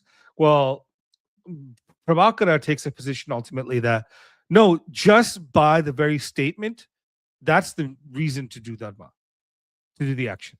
So meaning itself is only matters like it's like tangential for them, right? Meaning like this. Like the Upanishads for most Mimamsas have no intrinsic value to themselves, but they have only value as artha for the purposes of the Vedas, meaning the Mantra Samhitas do the ritual. So they provide stories or context or secondary material for us to do the ritual or do the dharma. So they themselves have no separate meaning outside of that. Does that make sense or what? At least. Oh yeah, it does. It does. Okay, let me see. Shall we move forward? Any other slides? Yeah. So I got one. Because I just sent you the slide, right? Can you just pull it up, because I wanted to like build upon like what Vineet said regarding Frege or the abstract realm of ideas. Yeah. I'm doing it right now. Hold on.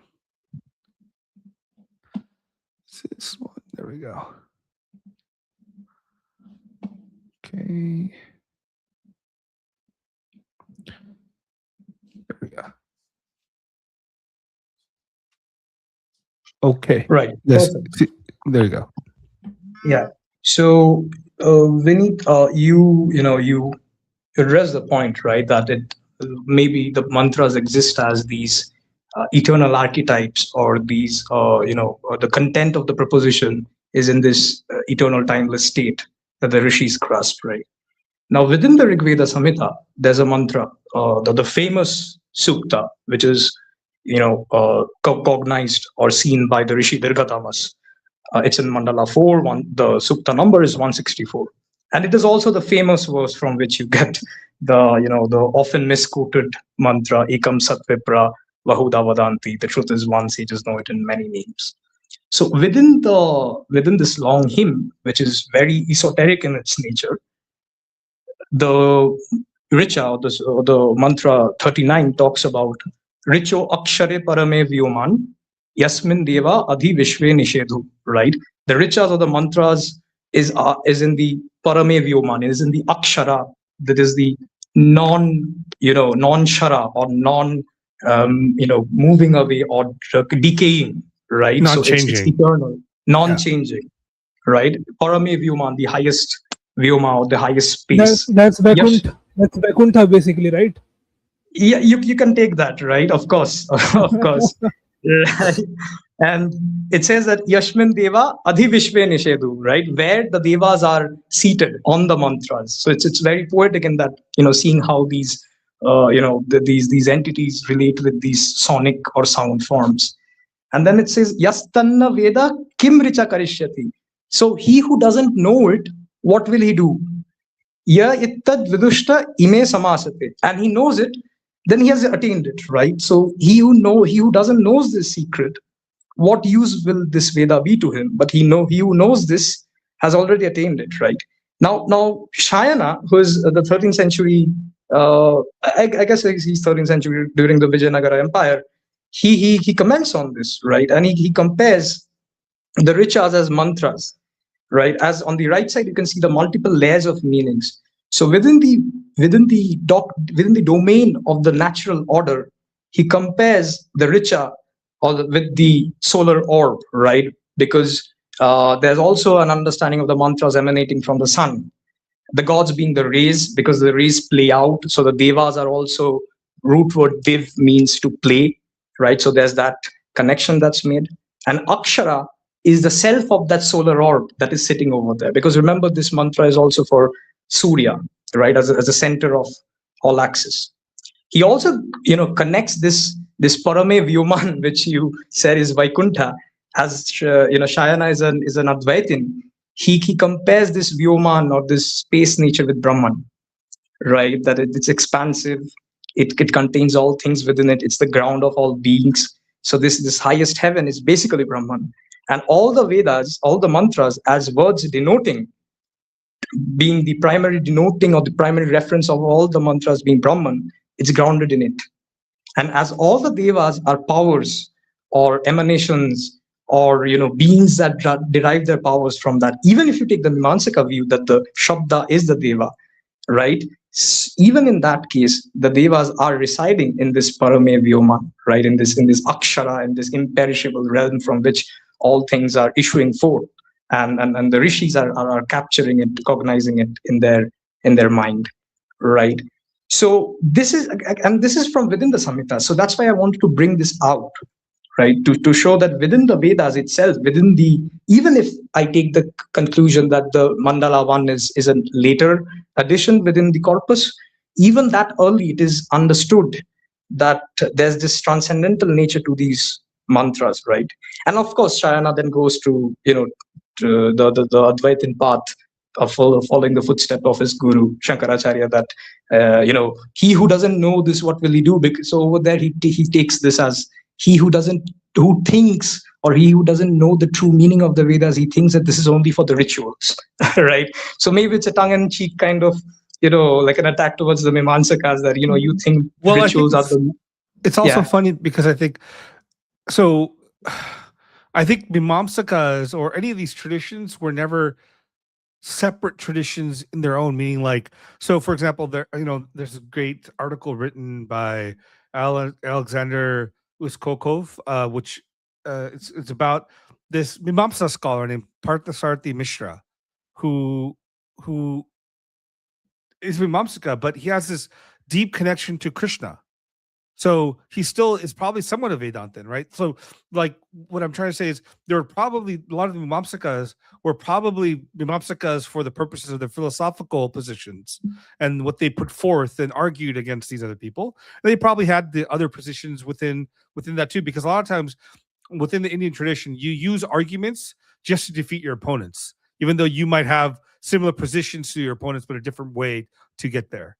So, I think it's important to think about this is more about like refining one's thinking rather than saying your position's utterly done, because they probably share some of it.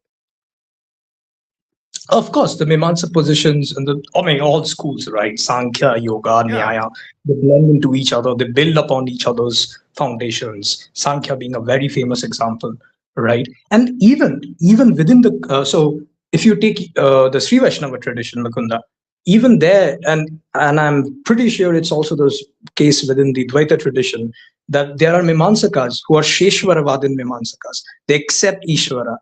They build upon the theories of Kumarila Prabhakara, right? They take what's useful, what's going with their overall view, and then they incorporate it, right? And even when you look into Kumarila's Tantra Vartika or Sloka Vartika, he doesn't like he doesn't completely go like these are all like words and words and words phonemes. So when it comes to the case of like the smritis or the itihasas, he does give arguments that Draupadi is or Arjuna or Krishna are superhuman entities, right? They're born from fire and so on and so forth, right? Even if he takes it as an arthavada.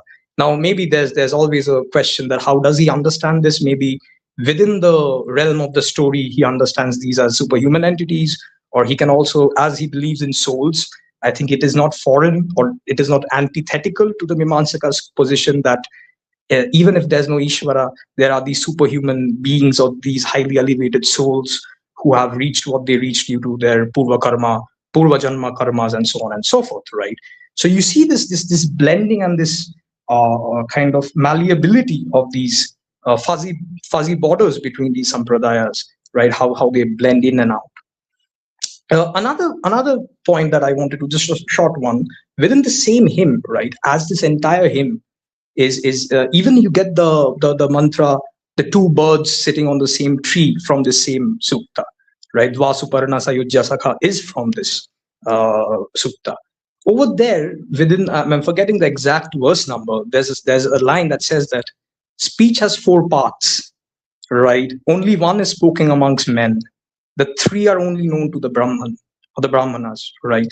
And this is also continued within the Shakta, Shaiva, Agama tradition. And also you will find this within the Tantras that Para Pashyanti Madhyama, I'm forgetting the another one. Mukunda, you can like if you can correct me, I'm forgetting the other one. But the basic idea is that if speech is a cow, right? Speech is like the vak is like a cow that gives forth birth to these phonemes, right? It's four amongst its four legs, only one is revealed to man. That is Manushika Vak, right? The one spoken by Manushas, right? Humans. The three which you can think of as cognitive or meta-linguistic understanding of reality is beyond this human speech. And what the Vedas are is that the rishis understand this at the meta-linguistic level, as Vineet would say, they would cognize these structures. And you can even take the Sankhya view, right? You don't need to take the view that the reality is without any deluge or recreation, right? You can also take that there's a deluge and recreation without any Ishvara, and yet understand that these are graspings of the sages of these cognitive structures or these abstract structures, and they then put it into human speech so Right. that everyone can understand. Yeah. Yeah, I mean, you talk about para, pashanti, madhyama, and vyakari. But yeah. Yeah, which Thank is you. Yeah. this idea from the highest level, it ends up into you see it, right? It's like beyond, and then pashanti means there's the sight of it, and then from that comes into this more concrete form in one's mind around like not just the vision, but it becomes concrete words, and that's madhyama. And for madhyama, vyakari is the expression, and that's the flow of like the way that the Mamsakas, and then later the tantric traditions take that and also to explain the flow of Brahman in his expression, or of that way, which is, by the way, this all correlates somewhat to like this concepts of the waking state, jagrati, shushupti, then turiya, I forget the Swapna. swapna and turiya, yeah. So those four states correlate to states of speech. So not, I mean, when you start looking at these traditions, you start seeing how deeply um, um, parallel they are, right? In some sense, they're all talking about the same reality, but from different angles, right? Speech representing Brahman as the flow of speech, sleep representing Brahman through his perceptual states. This is very fascinating. Like the way that these traditions have developed, thinking about uh, Brahman, this world, all these things in different ways, but they seem almost complementary to each other. So I think it's pretty interesting. Okay, so now we have a decent sense of what we are doing with Shabda here, right? So now so let's ask this question. We've gotten to the stage where we're seeing like there's similarities between some of the, let's say Quranic and biblical, but also vast differences in how we think about Shabda. Now, like I said before, we talked about how Shabda has authority when it comes to, let's say, Dharma and Adarshta. How does that compare to the Christian Muslim world, their traditions? Like, uh, I would say, I mean, from my perspective, like if a Vedic passage, and the Shankara brings this up, and I think we've discussed this before, when a Vedic passage says, "Oh, fire is cold," but your perception or your experience is fire is hot, what wins? So you know what? So there's this a debate goes on back and forth between the philosopher tradition and the Kalamist tradition within the Muslim world. So the philosopher tradition wants to put akal over nakal. Basically, uh, if I have to use the corresponding word, I could say anuman over the shabda. Obviously, I mean they do not capture the exact thing that we mean by anuman, but nevertheless, Or rather, suffices buddhi. as an example. Yeah, sorry. Buddhi over Shabda, right? Akal, intellect, buddhi. Yes, buddhi. Yes, so the philosopher tradition basically places buddhi over nakal or verbal testimony or the revelation. The Kalamists, however, because they are orthodox and they have this duty of being true to what the tradition or the sunnah of the prophet says, they, in the hierarchy of these, again, means of knowledge, pramanas, uh, they place nakal over buddhi, right? So the revelation trumps any other kind of any other kind of means of knowledge, which is very different from our tradition. Because as the example was given by Mukunda, and Shankara says this in I think 17th chapter of the Gita. He says even if Not thousand shrutis, 18th chapter. 18th chapter, yeah, Yeah. even if thousand shrutis were to say that fire is cold or not hot or stuff like that, you don't have to believe in it. This is completely unheard in any other tradition, right? This kind of commitment to empiricism is only found within the Hindu fold or in the fold of the Indian tradition. As far as Abrahamics are concerned, it's completely alien because for them, the word of God is the final thing or the final mark, and nothing can trump that, nothing can supersede that. So even if certain text appears in the Quran which apparently goes against the perception, at max they would say, well, Quran is not a scientific text, it is not a text about empirical world, so we can interpret it in a different way, right? But they wouldn't go to the length of how our rishis are going, where they're saying we can choose the other pramana over the revelation. This is completely yeah, Yeah, indigenous to our but that's tradition. built into the Pramana ideology, right? Each Pramana has its area of where it is supreme, where no other Pramana can defeat it, right? It just can't be defeated. Like no matter what Anumana says to me, you know, this this glass or bottle, I'm touching it, I'm feeling it exists. You can't tell me it doesn't exist. You can tell me it's composed mostly of air or no space. It's spaceless. It's all you can tell me all that. And maybe it's true at one level, but it's not true to my experience. So again, this is where pratyaksha is clear, is part of what the Pramana system is saying is the world out there is multivariate, multifaceted, and it's multi-knowable. So just because physics says this is the case doesn't make it the case. It's the case from that perspective. But from my experience, it's different. Someone else might have a different experience, and that's going to be true too. But it's not ultimately relativistic in the sense of it's all like relative in the sense of there's no objectiveness to it. These are all objective things, but they're just gradations and different objectiveness, right?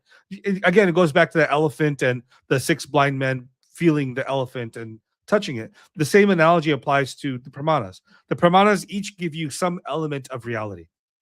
Pratyaksha, it gives you the nature of the world in the way we interact and experience it, but Shabda gives you nature of what's beyond and what's actually deeper inside you, right? Like the spiritual core of one's being and also the ontological core of reality, which you can't learn necessarily from just observing or from inference. So given that, I think it's pretty straightforward to me that the system of pramana is a stronger, better system than I think the biblical reasoning does or Islamic reasoning does, because it clearly puts the categories of knowledge into areas where they seem best to fit. Now, the flip side I will say is that the Muslim argument could be the case. Well, why should I trust my experience when there's the ultimate perfect being who's telling me what it is? So maybe what I'm experiencing is delusion or illusion or just a minor perspective. Maybe the earth is really flat. I'm not saying that's what they're saying, but let's just say it says that. How do I know? Yes, everything, all my senses and everything else tells me it's round, but the perfect being just told me otherwise. Right? I mean, that's a valid position to take, I would say. Go ahead, King Kong. Yep. Yeah, so within the, at least within the Mimamsaka, the Advaita, and even the Sri Vaishnava tradition, there's a strong, and you can get such statements even within the itihasas and such, that inference pratyaksha is as important, if not more, within the domain of this empirical reality than shabda, right? Or if pratyaksha is contradicting shabda, then pratyaksha takes precedence, at least within this domain. Now, the argument that Ramanuja gives is that, look, if you say that, of course, it's directed towards the Advaita position, that if you say that, Shabda says, if the Vedas say that all of reality is just this one undifferentiated blob of consciousness, aka Brahman, right? And as the scriptures say, I'm going to accept. You do realize that the accessibility of the scriptures that you're going through is through pratyaksha, right? So denying pratyaksha would be chopping off on the branch on which you are sitting and trying to grab the fruit, because the shabda itself is perceived through your pratyaksha, whether you do that or the rishis do it, right? It's filtered through pratyaksha. You can't deny pratyaksha and put shabda over that. Well, I mean, and here's a response. I think the Buddhists do this, but I think Shankara does too, which is, well, it's upaya. It's simply the Vedas and they're simply a tool for me to get to the top. Like, I'll give you an analogy, and I've used this before. I want to get to my roof. I can use a ladder, but once I get up to the roof, the ladder means nothing to me anymore. I can kick it down. It doesn't matter. It doesn't have any reality to me anymore. I'm on the roof. So similarly, I think from a Advaitin perspective would be like, well, once you have Brahman nature, or you've achieved it, or you've been aware of it, or you have this mukti, the Vedas actually are just like the ladder. They're not necessary. They're not needed. So for the purposes of my actions to get there, sure, they're useful, but they're not the ultimate. Yeah, so Ramanuja would, attack the entirety of, the higher level, lower level of realities, because he would think that reality or existence is this flat thing, right? There's no gradation, there's no like more real, less real. But even if I take the point, Ramanuja would say that even when you're approaching the ladder to get onto your rooftop or your attic, you're perceiving, you're knowing it through the pratyaksha. That's the only means to even get shabda. That's the primary means, right? So if shabda says that your pratyaksha is wrong, then there's something wrong with you or your understanding of the shabda, right? Because to cognize even this sentence, you need pratyaksha. Now, having yeah, No, go ahead. Go ahead. right. So even Shankara in his in his bhashya of Gita 1866, if I'm not wrong, makes the statement that even if 100 of Shruti statements say that Agni is Shitala or Snigdha, that fire is cool or cold, even if thousands such statements are found in the Vedas, he's supposing that such statement is found, then Pratyaksha would gain prominence in that domain because each pramana has their scopes, their domains within reality to give you knowledge or to get you to the true understanding of that particular domain. But he goes forward. He says that then that Shruti Vakya has to be, or the Shruti statement has to be reinterpreted or understood in a different manner. Because otherwise it would both, go against Pratyaksha as well as Shruti, because, Shruti does gives precedence or gives, power to Pratyaksha within this domain. Right. So that's that, and I think this is also said by Mimamsakas. I'm forgetting exactly whether it's Kumarila or Prabhakara, but this understanding of Pratyaksha being supreme in the domain of let's say immediate, apparent, empirical reality is very well understood. Yes, Vineet, you had your Yeah, very quickly. I mean, what do we mean when we say that Pratyaksha has a precedence over other pramanas? So we are not saying that in any case Pratyaksha has a precedence over other pramanas. This is not what is being claimed. The claim is in the domain where Pratyaksha rules or oversees all the pramayas, in that domain, if something has been established by Pratyaksha, then neither Shruti nor Anumana can overrule that. However, if there's another domain where Pratyaksha has no access, then as bizarre as it may sound, if something Shruti claims about that domain, even if it is against common sense, even if it is, against the established norms of Pratyaksha, not particular Pratyaksha itself, but the norms of Pratyaksha. For example, you have not seen flying, let's say, you have not seen asuras, right? In the normal domain of Pratyaksha, we don't see asuras. But that doesn't mean, oh, well, if Shruti talks about asuras, then it contradicts Pratyaksha. No, it is not contradicting Pratyaksha. For Pratyaksha to get contradicted, there should be a subset within Pratyaksha, something, which completely nullifies any possibility of there being an asura who looks like a human but is not a human, is celestial in nature or at least extra earthly in nature. So if the domain kind of goes beyond the domain of Pratyaksha, then the Shruti cannot be overruled on the basis of Pratyaksha. The Shruti has the most authority in that particular domain. Basically, in the unseen. Yeah, absolutely. That's correct. Okay, so we've done I think a pretty decent job so far on Shabda Pramana. I mean, what do you guys in the audience think? Have you guys learned a lot? Has this been interesting? Yeah. I mean, is there things we missed? I'm sure. I mean, I'm 1,000% sure we missed things, but what do you guys think? Yeah, I think we can go to the different degrees in short if you want to, the Adidevika, the Bhautika, and the Adhyatmika. I think that would also shed light on how, yeah. I mean, is that something we should do this time around? Do you think, or is that's a whole nother like exegesis is going to be like. Yeah. But can we quickly give a little time to the argument given by Madhva? If you are interested, I've made the slide as well. Oh yeah. I've seen that. So, yeah, let's bring that up. I think I have it. So because after Vineet goes over glosses over Madhvacharya's argument, I think there are certain questions that has been asked in the comments. Yes. If we can, we'll get to that. We need to take that. Yeah. And then if people want to, we can do some more of that. Let me make sure. Okay. And then we can have a discussion on a couple of these topics and maybe get into Islam and Christianity on this stuff. And uh, sorry, one sec. I have to close one of these. There you go.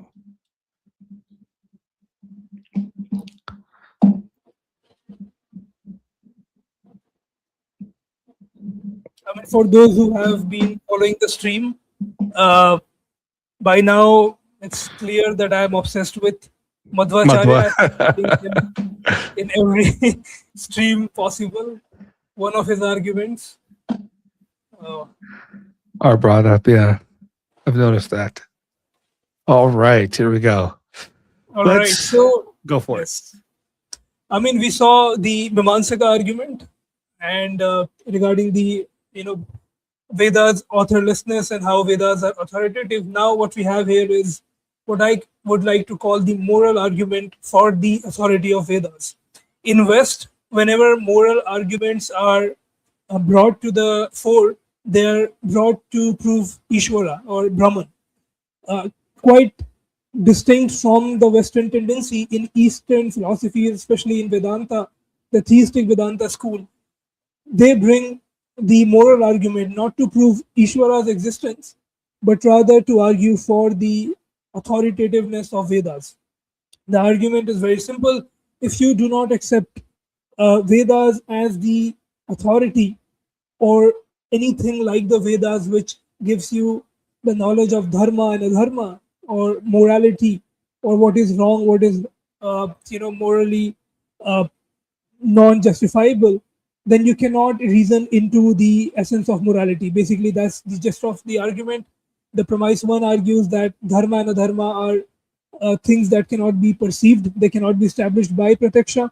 They cannot be established by anumana. And the only way they can be established, where the entire social practice of morality can make sense, is if you have a central book which kind of oversees the entire function of morality that takes place. And this is how Madhva argues. Shankara has also argued in the same manner, but I find Madhva's version more formidable for certain reason, which I would explain in a short while. Before that, so this is the argument. You start from the fact that morality is non-cognizable through your senses, right? The moral wrongness and the moral rightness. You need something that accesses some pramana that accesses the unseen territory, and therefore you need Vedas. Why you can't have a person? Why you can't have Ishvara? However, Madhva does not mention Ishvara per se, but he takes this possibility that there can be an omniscient person, so and so forth. He rules this possibility out because of parsimony or simplicity. So parsimony is a virtue. When you talk about competing theories, you take the one that has that makes less assumptions. So he says, why not? Because you have to make an assumption that there's an omniscient person, and so forth. He thinks this has, in the backdrop, has more assumptions compared to the single book assumption of the Vedas. So you postulate Vedas as the book that has in it the essence of, that can be taken as a ground for your moral practices. Now, the reason why this argument, was for me caught my eye, because if you compare it with Kant's argument for God's existence, something that Madhva mentions. By the way, this is from Vishnu Tattva Vinirnaya. It's a famous text of Madhvacharya. So something that Madhva mentions at the very end of this particular argument, he says, let's say there is a philosopher, a nihilist, someone like Friedrich Nietzsche, and he says, you know what, dharma and adharma, morality are not a thing. They do not even exist. And in West or in contemporary metaethics, we call this position as the error theory. So let's say someone is an error theorist and he says, these can be explained through evolutionary process. There is no meta rightness or meta wrongness regarding moral proposition. They have just evolved because of certain utilitarian purposes, and dharma doesn't exist basically. Madhva retorts.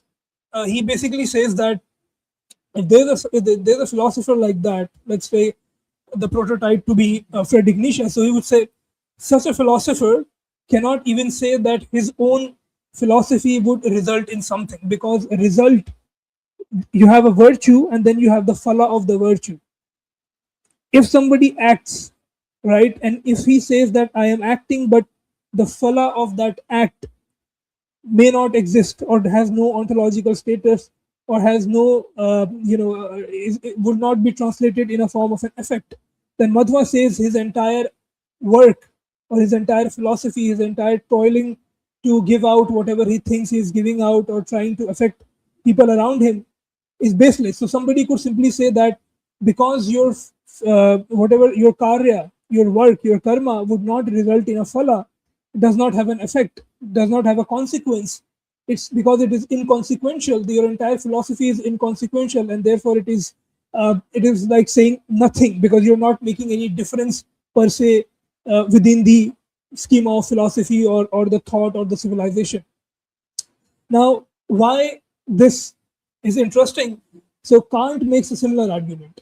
He says, if I verify this argument that Madhva makes and kind of try to transfigure it in a more formidable manner with the language of modern contemporary ethical dialogue.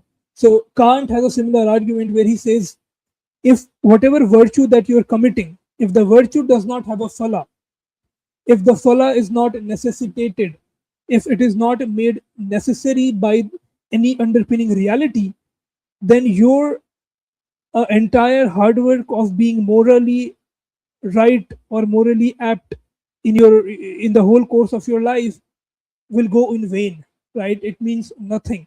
Let's say there's a person A and he has followed dharma to the very T, but there is no mechanism which makes sure that the phala will be given to him, will be rewarded to him.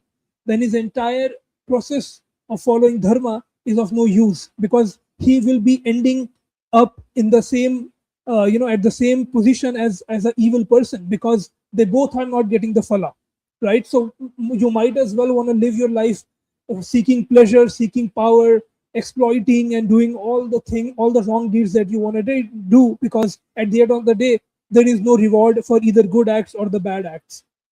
So in the same way, Madhva also says the same thing. If a philosopher does not accept that dharma have a result, then his own philosophy does not have a result. And if dharma are inconsequential, then his own philosophy is inconsequential, and it kind of falls on its own head. So this is the reasoning he makes. It does not prove that Vedas are authoritative, but it kind of makes it challenging to not have an authoritative moral guiding text, overarching text, or which oversees the entire moral practice. So it's a kind of a postulation basically that he's making, which comes very close to Kant, because Kant is also not trying to prove God per se, but he's saying if your practical moral life has to make sense, then you must postulate God. You must postulate a system which connects virtue with reward. So Vedas has to be there, because Vedas are the book through which you know that if you do this karma, then this will be the phala. If the karma and phala are not connected, then morality is a sham basically. Then there's no need to follow dharma or morality. That's the gist of the argument. Yeah, I mean, I think that's a practical argument. My pushback would be like, well, and let's take Sam Harris here, right? Sam Harris would be like, well, I can reason to moral behavior. I can reason to actions that are beneficially good for everyone. Doesn't that then undermine the idea of even having a Shabda Pramana here? I mean, you can, sure you can, but you might as well not opt that action and nothing would change. So your being moral is completely subjective or based on how you're feeling at the moment. If that is the case, then there's nothing. I mean, the thing with morality, or how the Indian philosophers are seeing it, they see morality as coercive, right? Coercive in a sense that it coerces the subject towards an act. If morality is grounded in your feelings, then nothing external coerces you towards doing the morally what society considers as morally right. In that case, you might as well not have done that, and nothing would go wrong in the larger scheme of the cosmos or existence itself. So if Sam Harris performs a morally good act, if it is out of pure feeling, then we could place Sam Harris in a possible world where there is exploitation, there is corruption, and it's quite clear that anyone who's virtuous, instead of meeting a good end, uh, it meets a devastating end. Right? Will Sam Harris in that particular world, will he still continue being morally upright if he sees that his neighbor gets away every time he does an evil deed and is Yeah, not but that's a different there? argument for saying why one should accept the Vedas as the source of behavior. Well, if like if the concern is ultimately are we being utilitarian around this? Because his argument, I mean, Madhaw's argument is really utilitarian at the end of the day.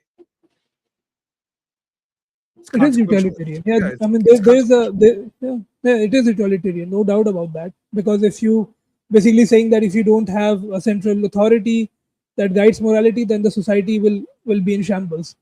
Yeah, so Yeah, in that sense, yeah, it is utilitarian. It is altruistic. I yeah. I think mean, that's the whole point. That's yeah, the whole point of but that yeah. doesn't. So I guess, but that doesn't prove the authority of the Vedas. It just says when we should follow it.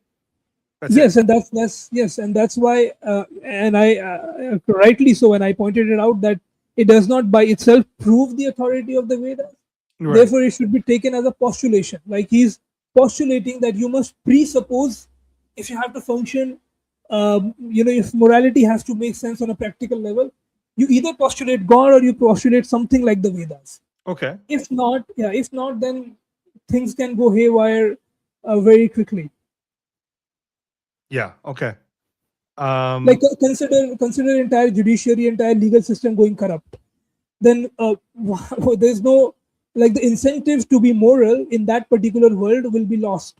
So Right. people would rather want to be immoral because they can get away with it than being moral. So yeah. No, fair point. Fair point. Okay. Anything on this King Kong? Kong. Oh yeah, I mean, I think I agree mostly on what you guys exchanged regarding the pragmatic force of Madhvacharya's argument. So yeah, I think that suffices. I just wanted to make another point that you know I just kind of remember it right now, that within the Samhitas itself, right? It might not be directed to Madhva's argument at the moment, but it was directed to it is directed to the point that what does the Veda says about itself, right? How it's revealed. So in a lot of Brahmanas, specifically in Aitareya Brahmana, or in the Rig Vedic Samhita, there's these narratives or akhyanas where the rishis perceive certain mantras, right? That such and such rishi got a particular chunk of a mantra from such and such devata or at such and such time. So the idea that the Vedas are being revealed from this transcendental state by an entity, or by just mere cognition, is already there within the corpus, right? So what the other schools are trying to do is build up their understanding from that. Now, regarding Madhvacharya's argument, there's a very, like at the back of my head, I can recall there's a conversation between Yudhishthira and Draupadi in Mahabharata regarding the efficacy of dharma. And Yudhishthira says that, so there's a long conversation to and fro. I think it's in Varaparva where they are exiled. And then Yudhishthira says something that if these rules or if these traditions were wrong or stuff like that, then they would have gone defunct by now, right? As these memes help people by the very pragmatic use of it, they have Right. survived. Now, I don't know how it adds to Madhvacharya's argument, but I just see a parallel to it, right? So Yeah, I I don't know how much I give credence to, well, it survived, therefore it must be true kind of argument. I mean, I mean, these are moments in time. And again, our tradition ultimately takes a view that these things will all go away at some point in this age of Kali. We'll lose all this knowledge. Does that mean it's untrue then? I mean, so just because knowledge is lost or tradition's lost doesn't make it not true. And just because it's maintained doesn't make it true, right?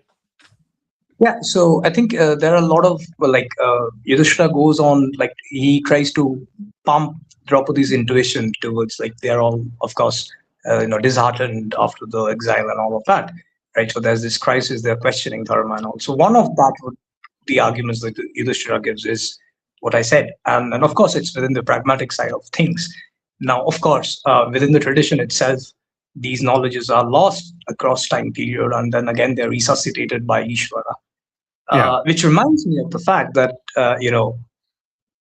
so this might, we need another stream for this, but I feel that within the Vedanta tradition, whether you take Shankara, Madhvacharya, or Ramanujacharya, I think they blend in the Apaurusha nature of the Vedas, the eternality, as well as Ishvara who gives it, right? So the understanding is that the Vedas are like the breath of Ishvara of course, in an analogical sense, that they're somehow grounded in Ishvara, but Ishvara didn't create it at a particular moment in time. So whether you think of it as metalinguistic contents, the knowledge of Ishvara, what Ishvara does is at the start of each cycle or within each cycle, he allows a particular individual to gain that knowledge. So it's not so it's not like he's commanding, but rather he's the enforcer for that experience to be found or cognized by such a person, right? So it's not a literal statement that he's dictating. Rather, he's like blowing it forth within the experiencer to kind of have that experience. And I think what that does is bring in a certain subjective idea or certain subjective space that each rishi understands these breaths of God at different level and different forms, depending upon their cultural context, time, and of course their personality.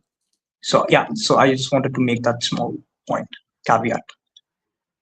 Can we guys also take, because the discussion has now reached to that question which was asked in the chat regarding the preservation of the Vedas? How do you guys Let's pull the preservation up. So let's quickly take that up as well. Yeah, there we go.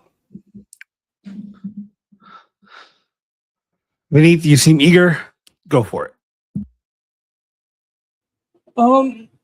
My response, I mean, I have debated in the past on this exact point I have come in a conversation with Muslims on this point. My go-to retort used to be that whatever version of the Vedas that exists or that is extant in the contemporary or the current time, we can claim with 100% or at least 99% certainty that is preserved and goes back to, at least, let's take the historical view, right?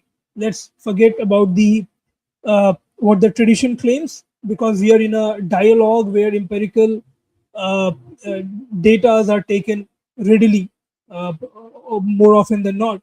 So you can cite historians. I used to cite Michael Witzel, who is on record saying that the current extant version of the Vedas, again, the current extant version, meaning whatever that has been lost, but whatever that has reached to us is exactly the same as a tape recorder of what it was when around 1500 BC it was first formulated or composed, right? So, and how can we say that? We can say that if we take two versions of Yajur Veda, 99% of what is there in one Yajur Veda, which is the manuscript which is found somewhere in South, or another which is found somewhere, let's say in Kashmir or in North India, if you compare it, 99% of them are exactly the same.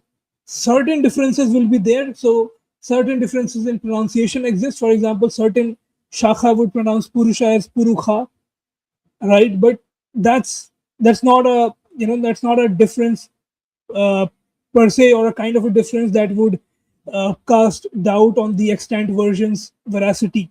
So the extant version, whatever that has reached to us, we can say that it is preserved as it is. Although there has been losses, nobody is denying that.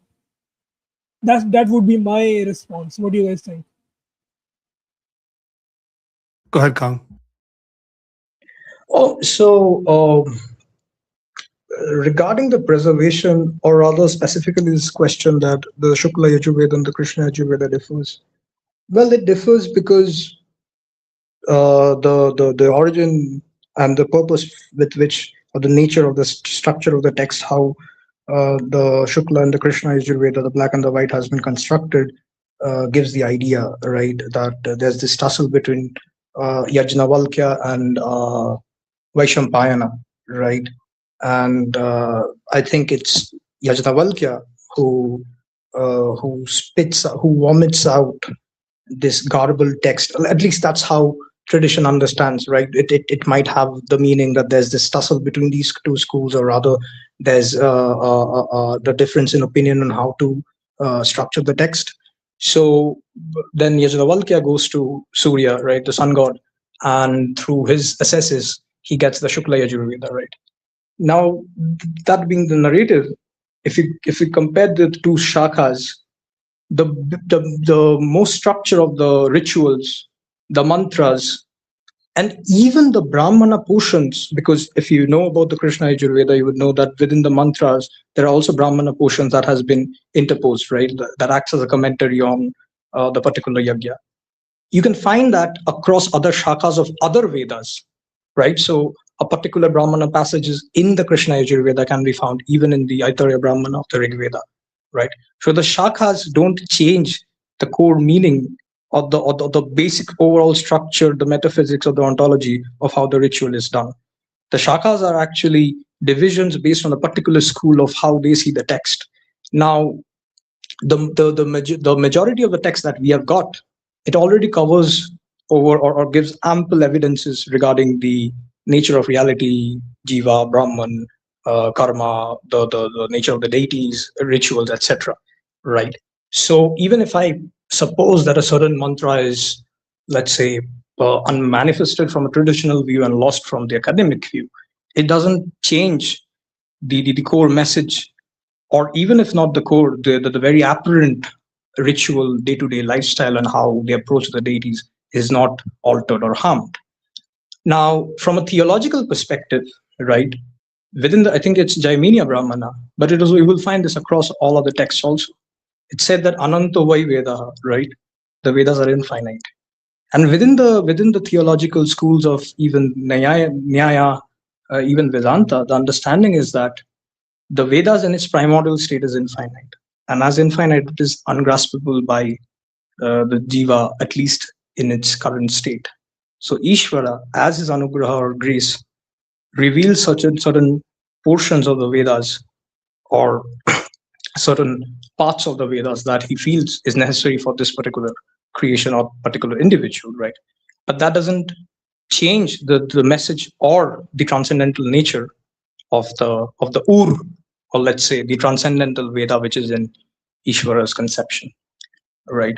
And so another difference in certain shakhas is that certain shakhas would, expand on a certain mantra, giving exegesis on that, which you wouldn't find in the other one, right? So it's like a gloss that's kind of added within the structure of the text.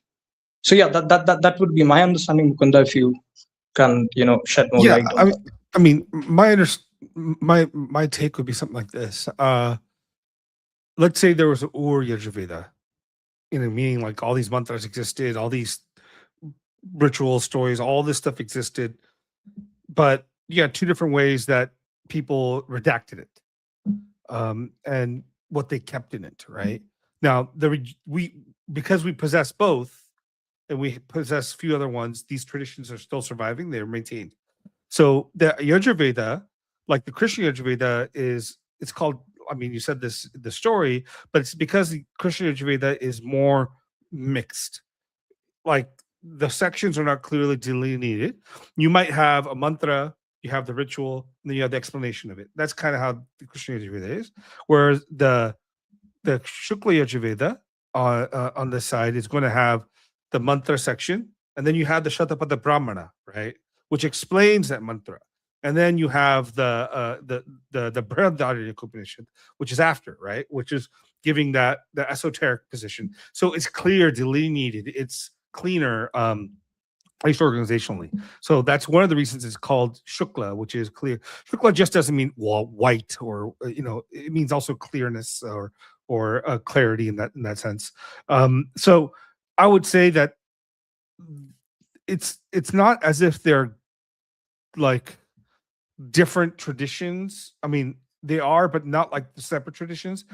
What they are is different, like categorizations.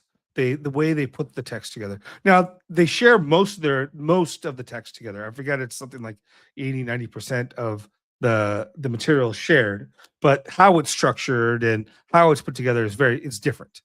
And the steps in the rituals are different too. When you do a certain ritual here, how you do it's a little different than you do it in other one. So the idea is like, again, these are all preserved, by the way. So it's not like these are not preserved. Now the preservation is interesting because the same mantra, even though you have these differences in pronunciation, there's actually no difference in the mantra itself. Like there's almost no variation there. Like, where you go Sahasra Shirasha Purusha Sahasrapat. This might be like Sahasra Shiraka Puraka, but they say differently, but the words actually, when you break down like the grammatical and the sandhis and all this other stuff, it's almost exactly the same. So the preservation's there. It's just the way it's preserved is different. It's I guess the way we think about this is like, if I decide to write, let's say, I don't know if you guys ever watched what's his name, the Sherlock, the show with Benedict Cumberbatch, where he creates his mind palace. A mind palace is a technique people use to memorize things, where you walk through your house and you lodge information into your mental picture of where the stuff is in the house.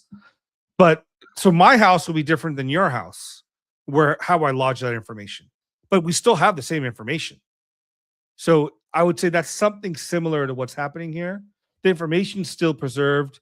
The way it's preserved is similar, but where it's placed is different. Maybe, I don't know. Does that make sense? Orange Blue, does that answer your question? If it does, thumbs up. If not, ask away. So I'll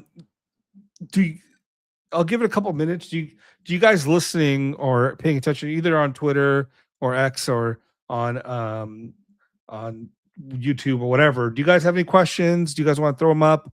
We're here. We're here to talk about them. We'd love to engage.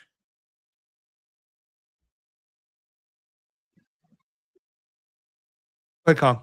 I know you want to respond. Yeah. So this is on a light note. Some people would comment. I want to hear your Vineet and Mukunda, both of your response to that. Well, let's say the assumed number of shakhas of Rig Veda is 21 or 7, whatever, right? And they would do a calculation that if 20 shakhas are lost and 2 shakhas are remaining, that means 99% of it is lost. Boom, right? So now you're left with 1 or 2%. So how or the Yajurveda, there's like 1,000 shakhas, right? It might not mean like literally 1,000, but rather many, right? And if you have like 3 in Madhyandina or the Kanva, right? And But that's the funny part to me. It's 40% of it's lost, right? These numbers. But that's not how that works, right? You're probably 80-90% is maintained. You've lost maybe 10%, right? Because these shakas are not. They're preserving a lot of the same knowledge and information across all the shakas. So let's say we lose Shukla Yajurveda. We still have Yajurveda.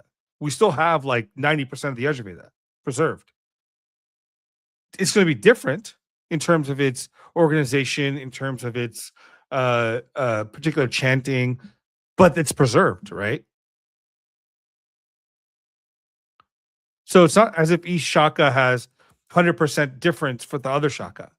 So if each shaka has, say, a couple percentage points difference between each other, then overall you're not losing the entire shakas, right? If they all share the core of 80, 90%, you will maintain the core of 80, 90%. It's the 10, 20% that would be lost. Does that make sense? Yeah, Yeah. I think someone can do this also at home. They can take the Ashwalayana Shaka and the Shakala Shaka that has survived of these two of Rig Veda, right? You can see it in IGN. I think IGNCA's website, Veda.poto or something, and you can match it, and you will see that 97, 98% of that stuff is same. The mantras are actually compiled in something called the Khila, right? The Khila Bhaga or the addendum, right? That are taken from different shakhas that are now defunct or not non-extant. And the funny part is that you will see a lot of these mantras of this Khila are also in other Vedas like Atharva or the Yajush, right? So you see this network that are built in, and this network, this web will guide you to understand that there's this coherent kind of body of corpus of text that are interlinked with each other. Yeah, Vinny, you wanted to say something. Yeah, very quickly, just to give an example regarding the Shakha Bhed and how when there's a difference between two Shakhas, it should not be construed as something new has been lost if that Shakha is lost, because Shakha is what? A branch, right? And most of the time when the split would occur, they would split uh, the split would preserve the same knowledge with a different wording or a different sentence structure, not even a different sentence structure, but different wordings. To give an example, the famous, the ground mantra or shloka upon which the entire Vishishta Advaita or the Shariratma Bhava doctrine is based. It is found in Brihadaranyaka Upanishad. The mantra, I wouldn't uh, utter the entire mantra, but it goes like Yasya Atma Shariram. So, whose body the Atma is. If you take the Madhyandin Shakha of the Brihadaranyaka Upanishad, the word is Atma, Yasya Atma Shariram, whose body the Atma is. But if you take the other Shakhas, you don't have the word Atma, you have the word Vigyan. They mean the same thing, right? So this is the kind of a Shakha Bhed we are talking about, or mostly we see where the content, the subject matter is preserved. The changes are, they're basically lexicon, right? Or lexical changes. The changes in words, but the meaning is preserved. So as far as the meaning is preserved, as long as the subject matter is preserved, even if some shakha happen to got lost in some remote past, that does not or should not be construed as 90% of the Vedas are lost, or so and so percentage of the Vedas are lost. No, the same thing is preserved in other shakhas. Nothing is lost as far as subject matter is concerned. Yeah, absolutely. Interpretation would change, and maybe a little bit of our theological understanding could change depending upon how we look at Atma versus Vidyan. But that also changes over time. Again, in terms of our understanding, but the meaning inherent to the text is there. Okay, cool. Yeah. Looks like we don't have any questions, anything else from the audience and people listening. So, do you guys have anything else you want to close off with? I mean, no, it was a blast. It was a great discussion. Loved it. As I mean, this is becoming a characteristic of our discussions, that they are very eclectic, good for the audience, good for the viewers. They get to lot they get a lot of perspectives from different point of views, from Western, from Eastern, from Buddhist, from Islam, from Christianity. Perfect. Yeah. Yeah, King Kong. Anything?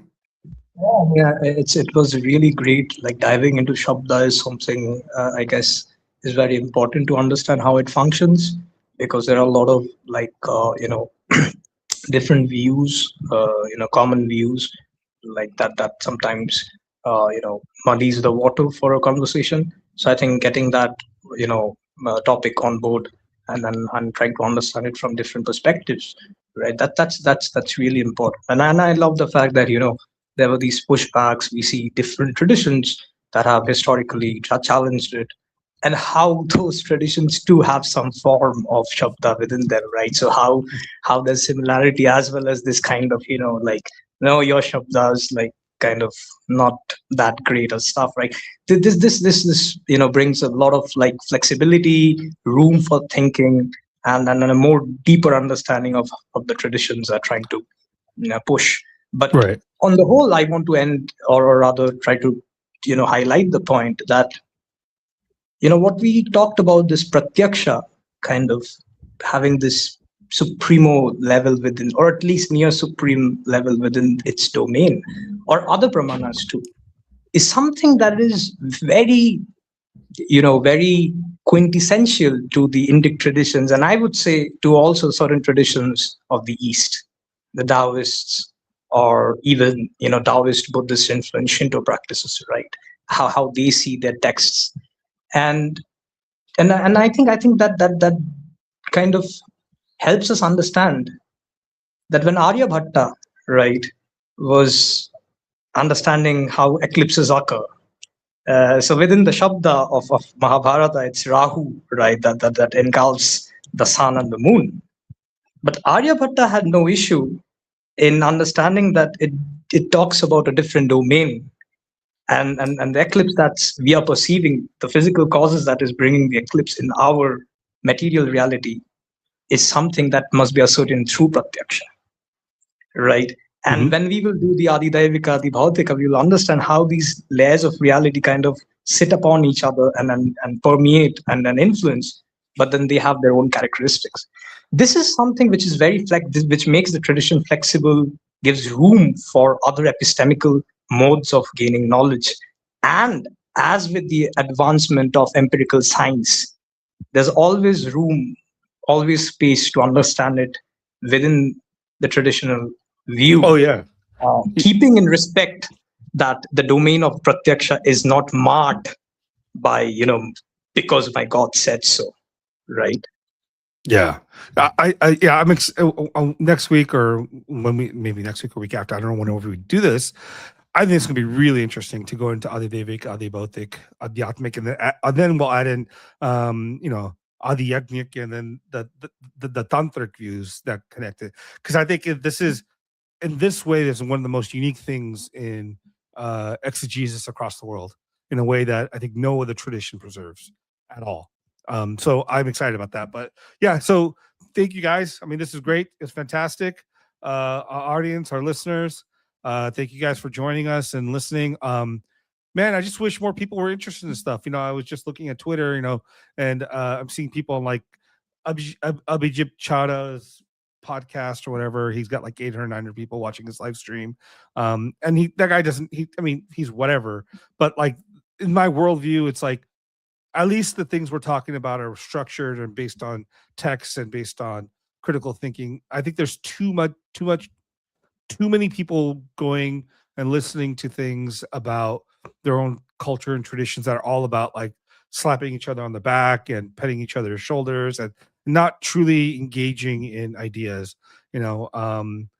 And I hope this, over time, this grows and people are interested in actually learning about what tradition says, or actually learning about what text says and thinking it through critically, right? That's Yeah, it important. would grow. It Yeah. would grow. I mean, the thing is that we shouldn't get, we should not get more demotivated. Let's Oh, see. I'll keep Uh, doing this all day, every day. yeah, yeah. Every week. I'm We not have concerned about that. to, Yeah. we have to keep the consistency on, and people will start getting connected. The traction will come soon. Yeah, and I'm hopeful. I've been podcasting for a few years. We've grown. I appreciate this, guys. So this is something that's needed, and I hope you guys have also, on the audience, learned a good amount or interested more about Shabda Brahman and Shabda as a pramana, and pramanas on the whole. I think this is cool stuff, guys. I mean, this is interesting. It's going to really change the way you think about the world. All right. Thanks, everyone. Thanks, Kong. Thanks, Vineet.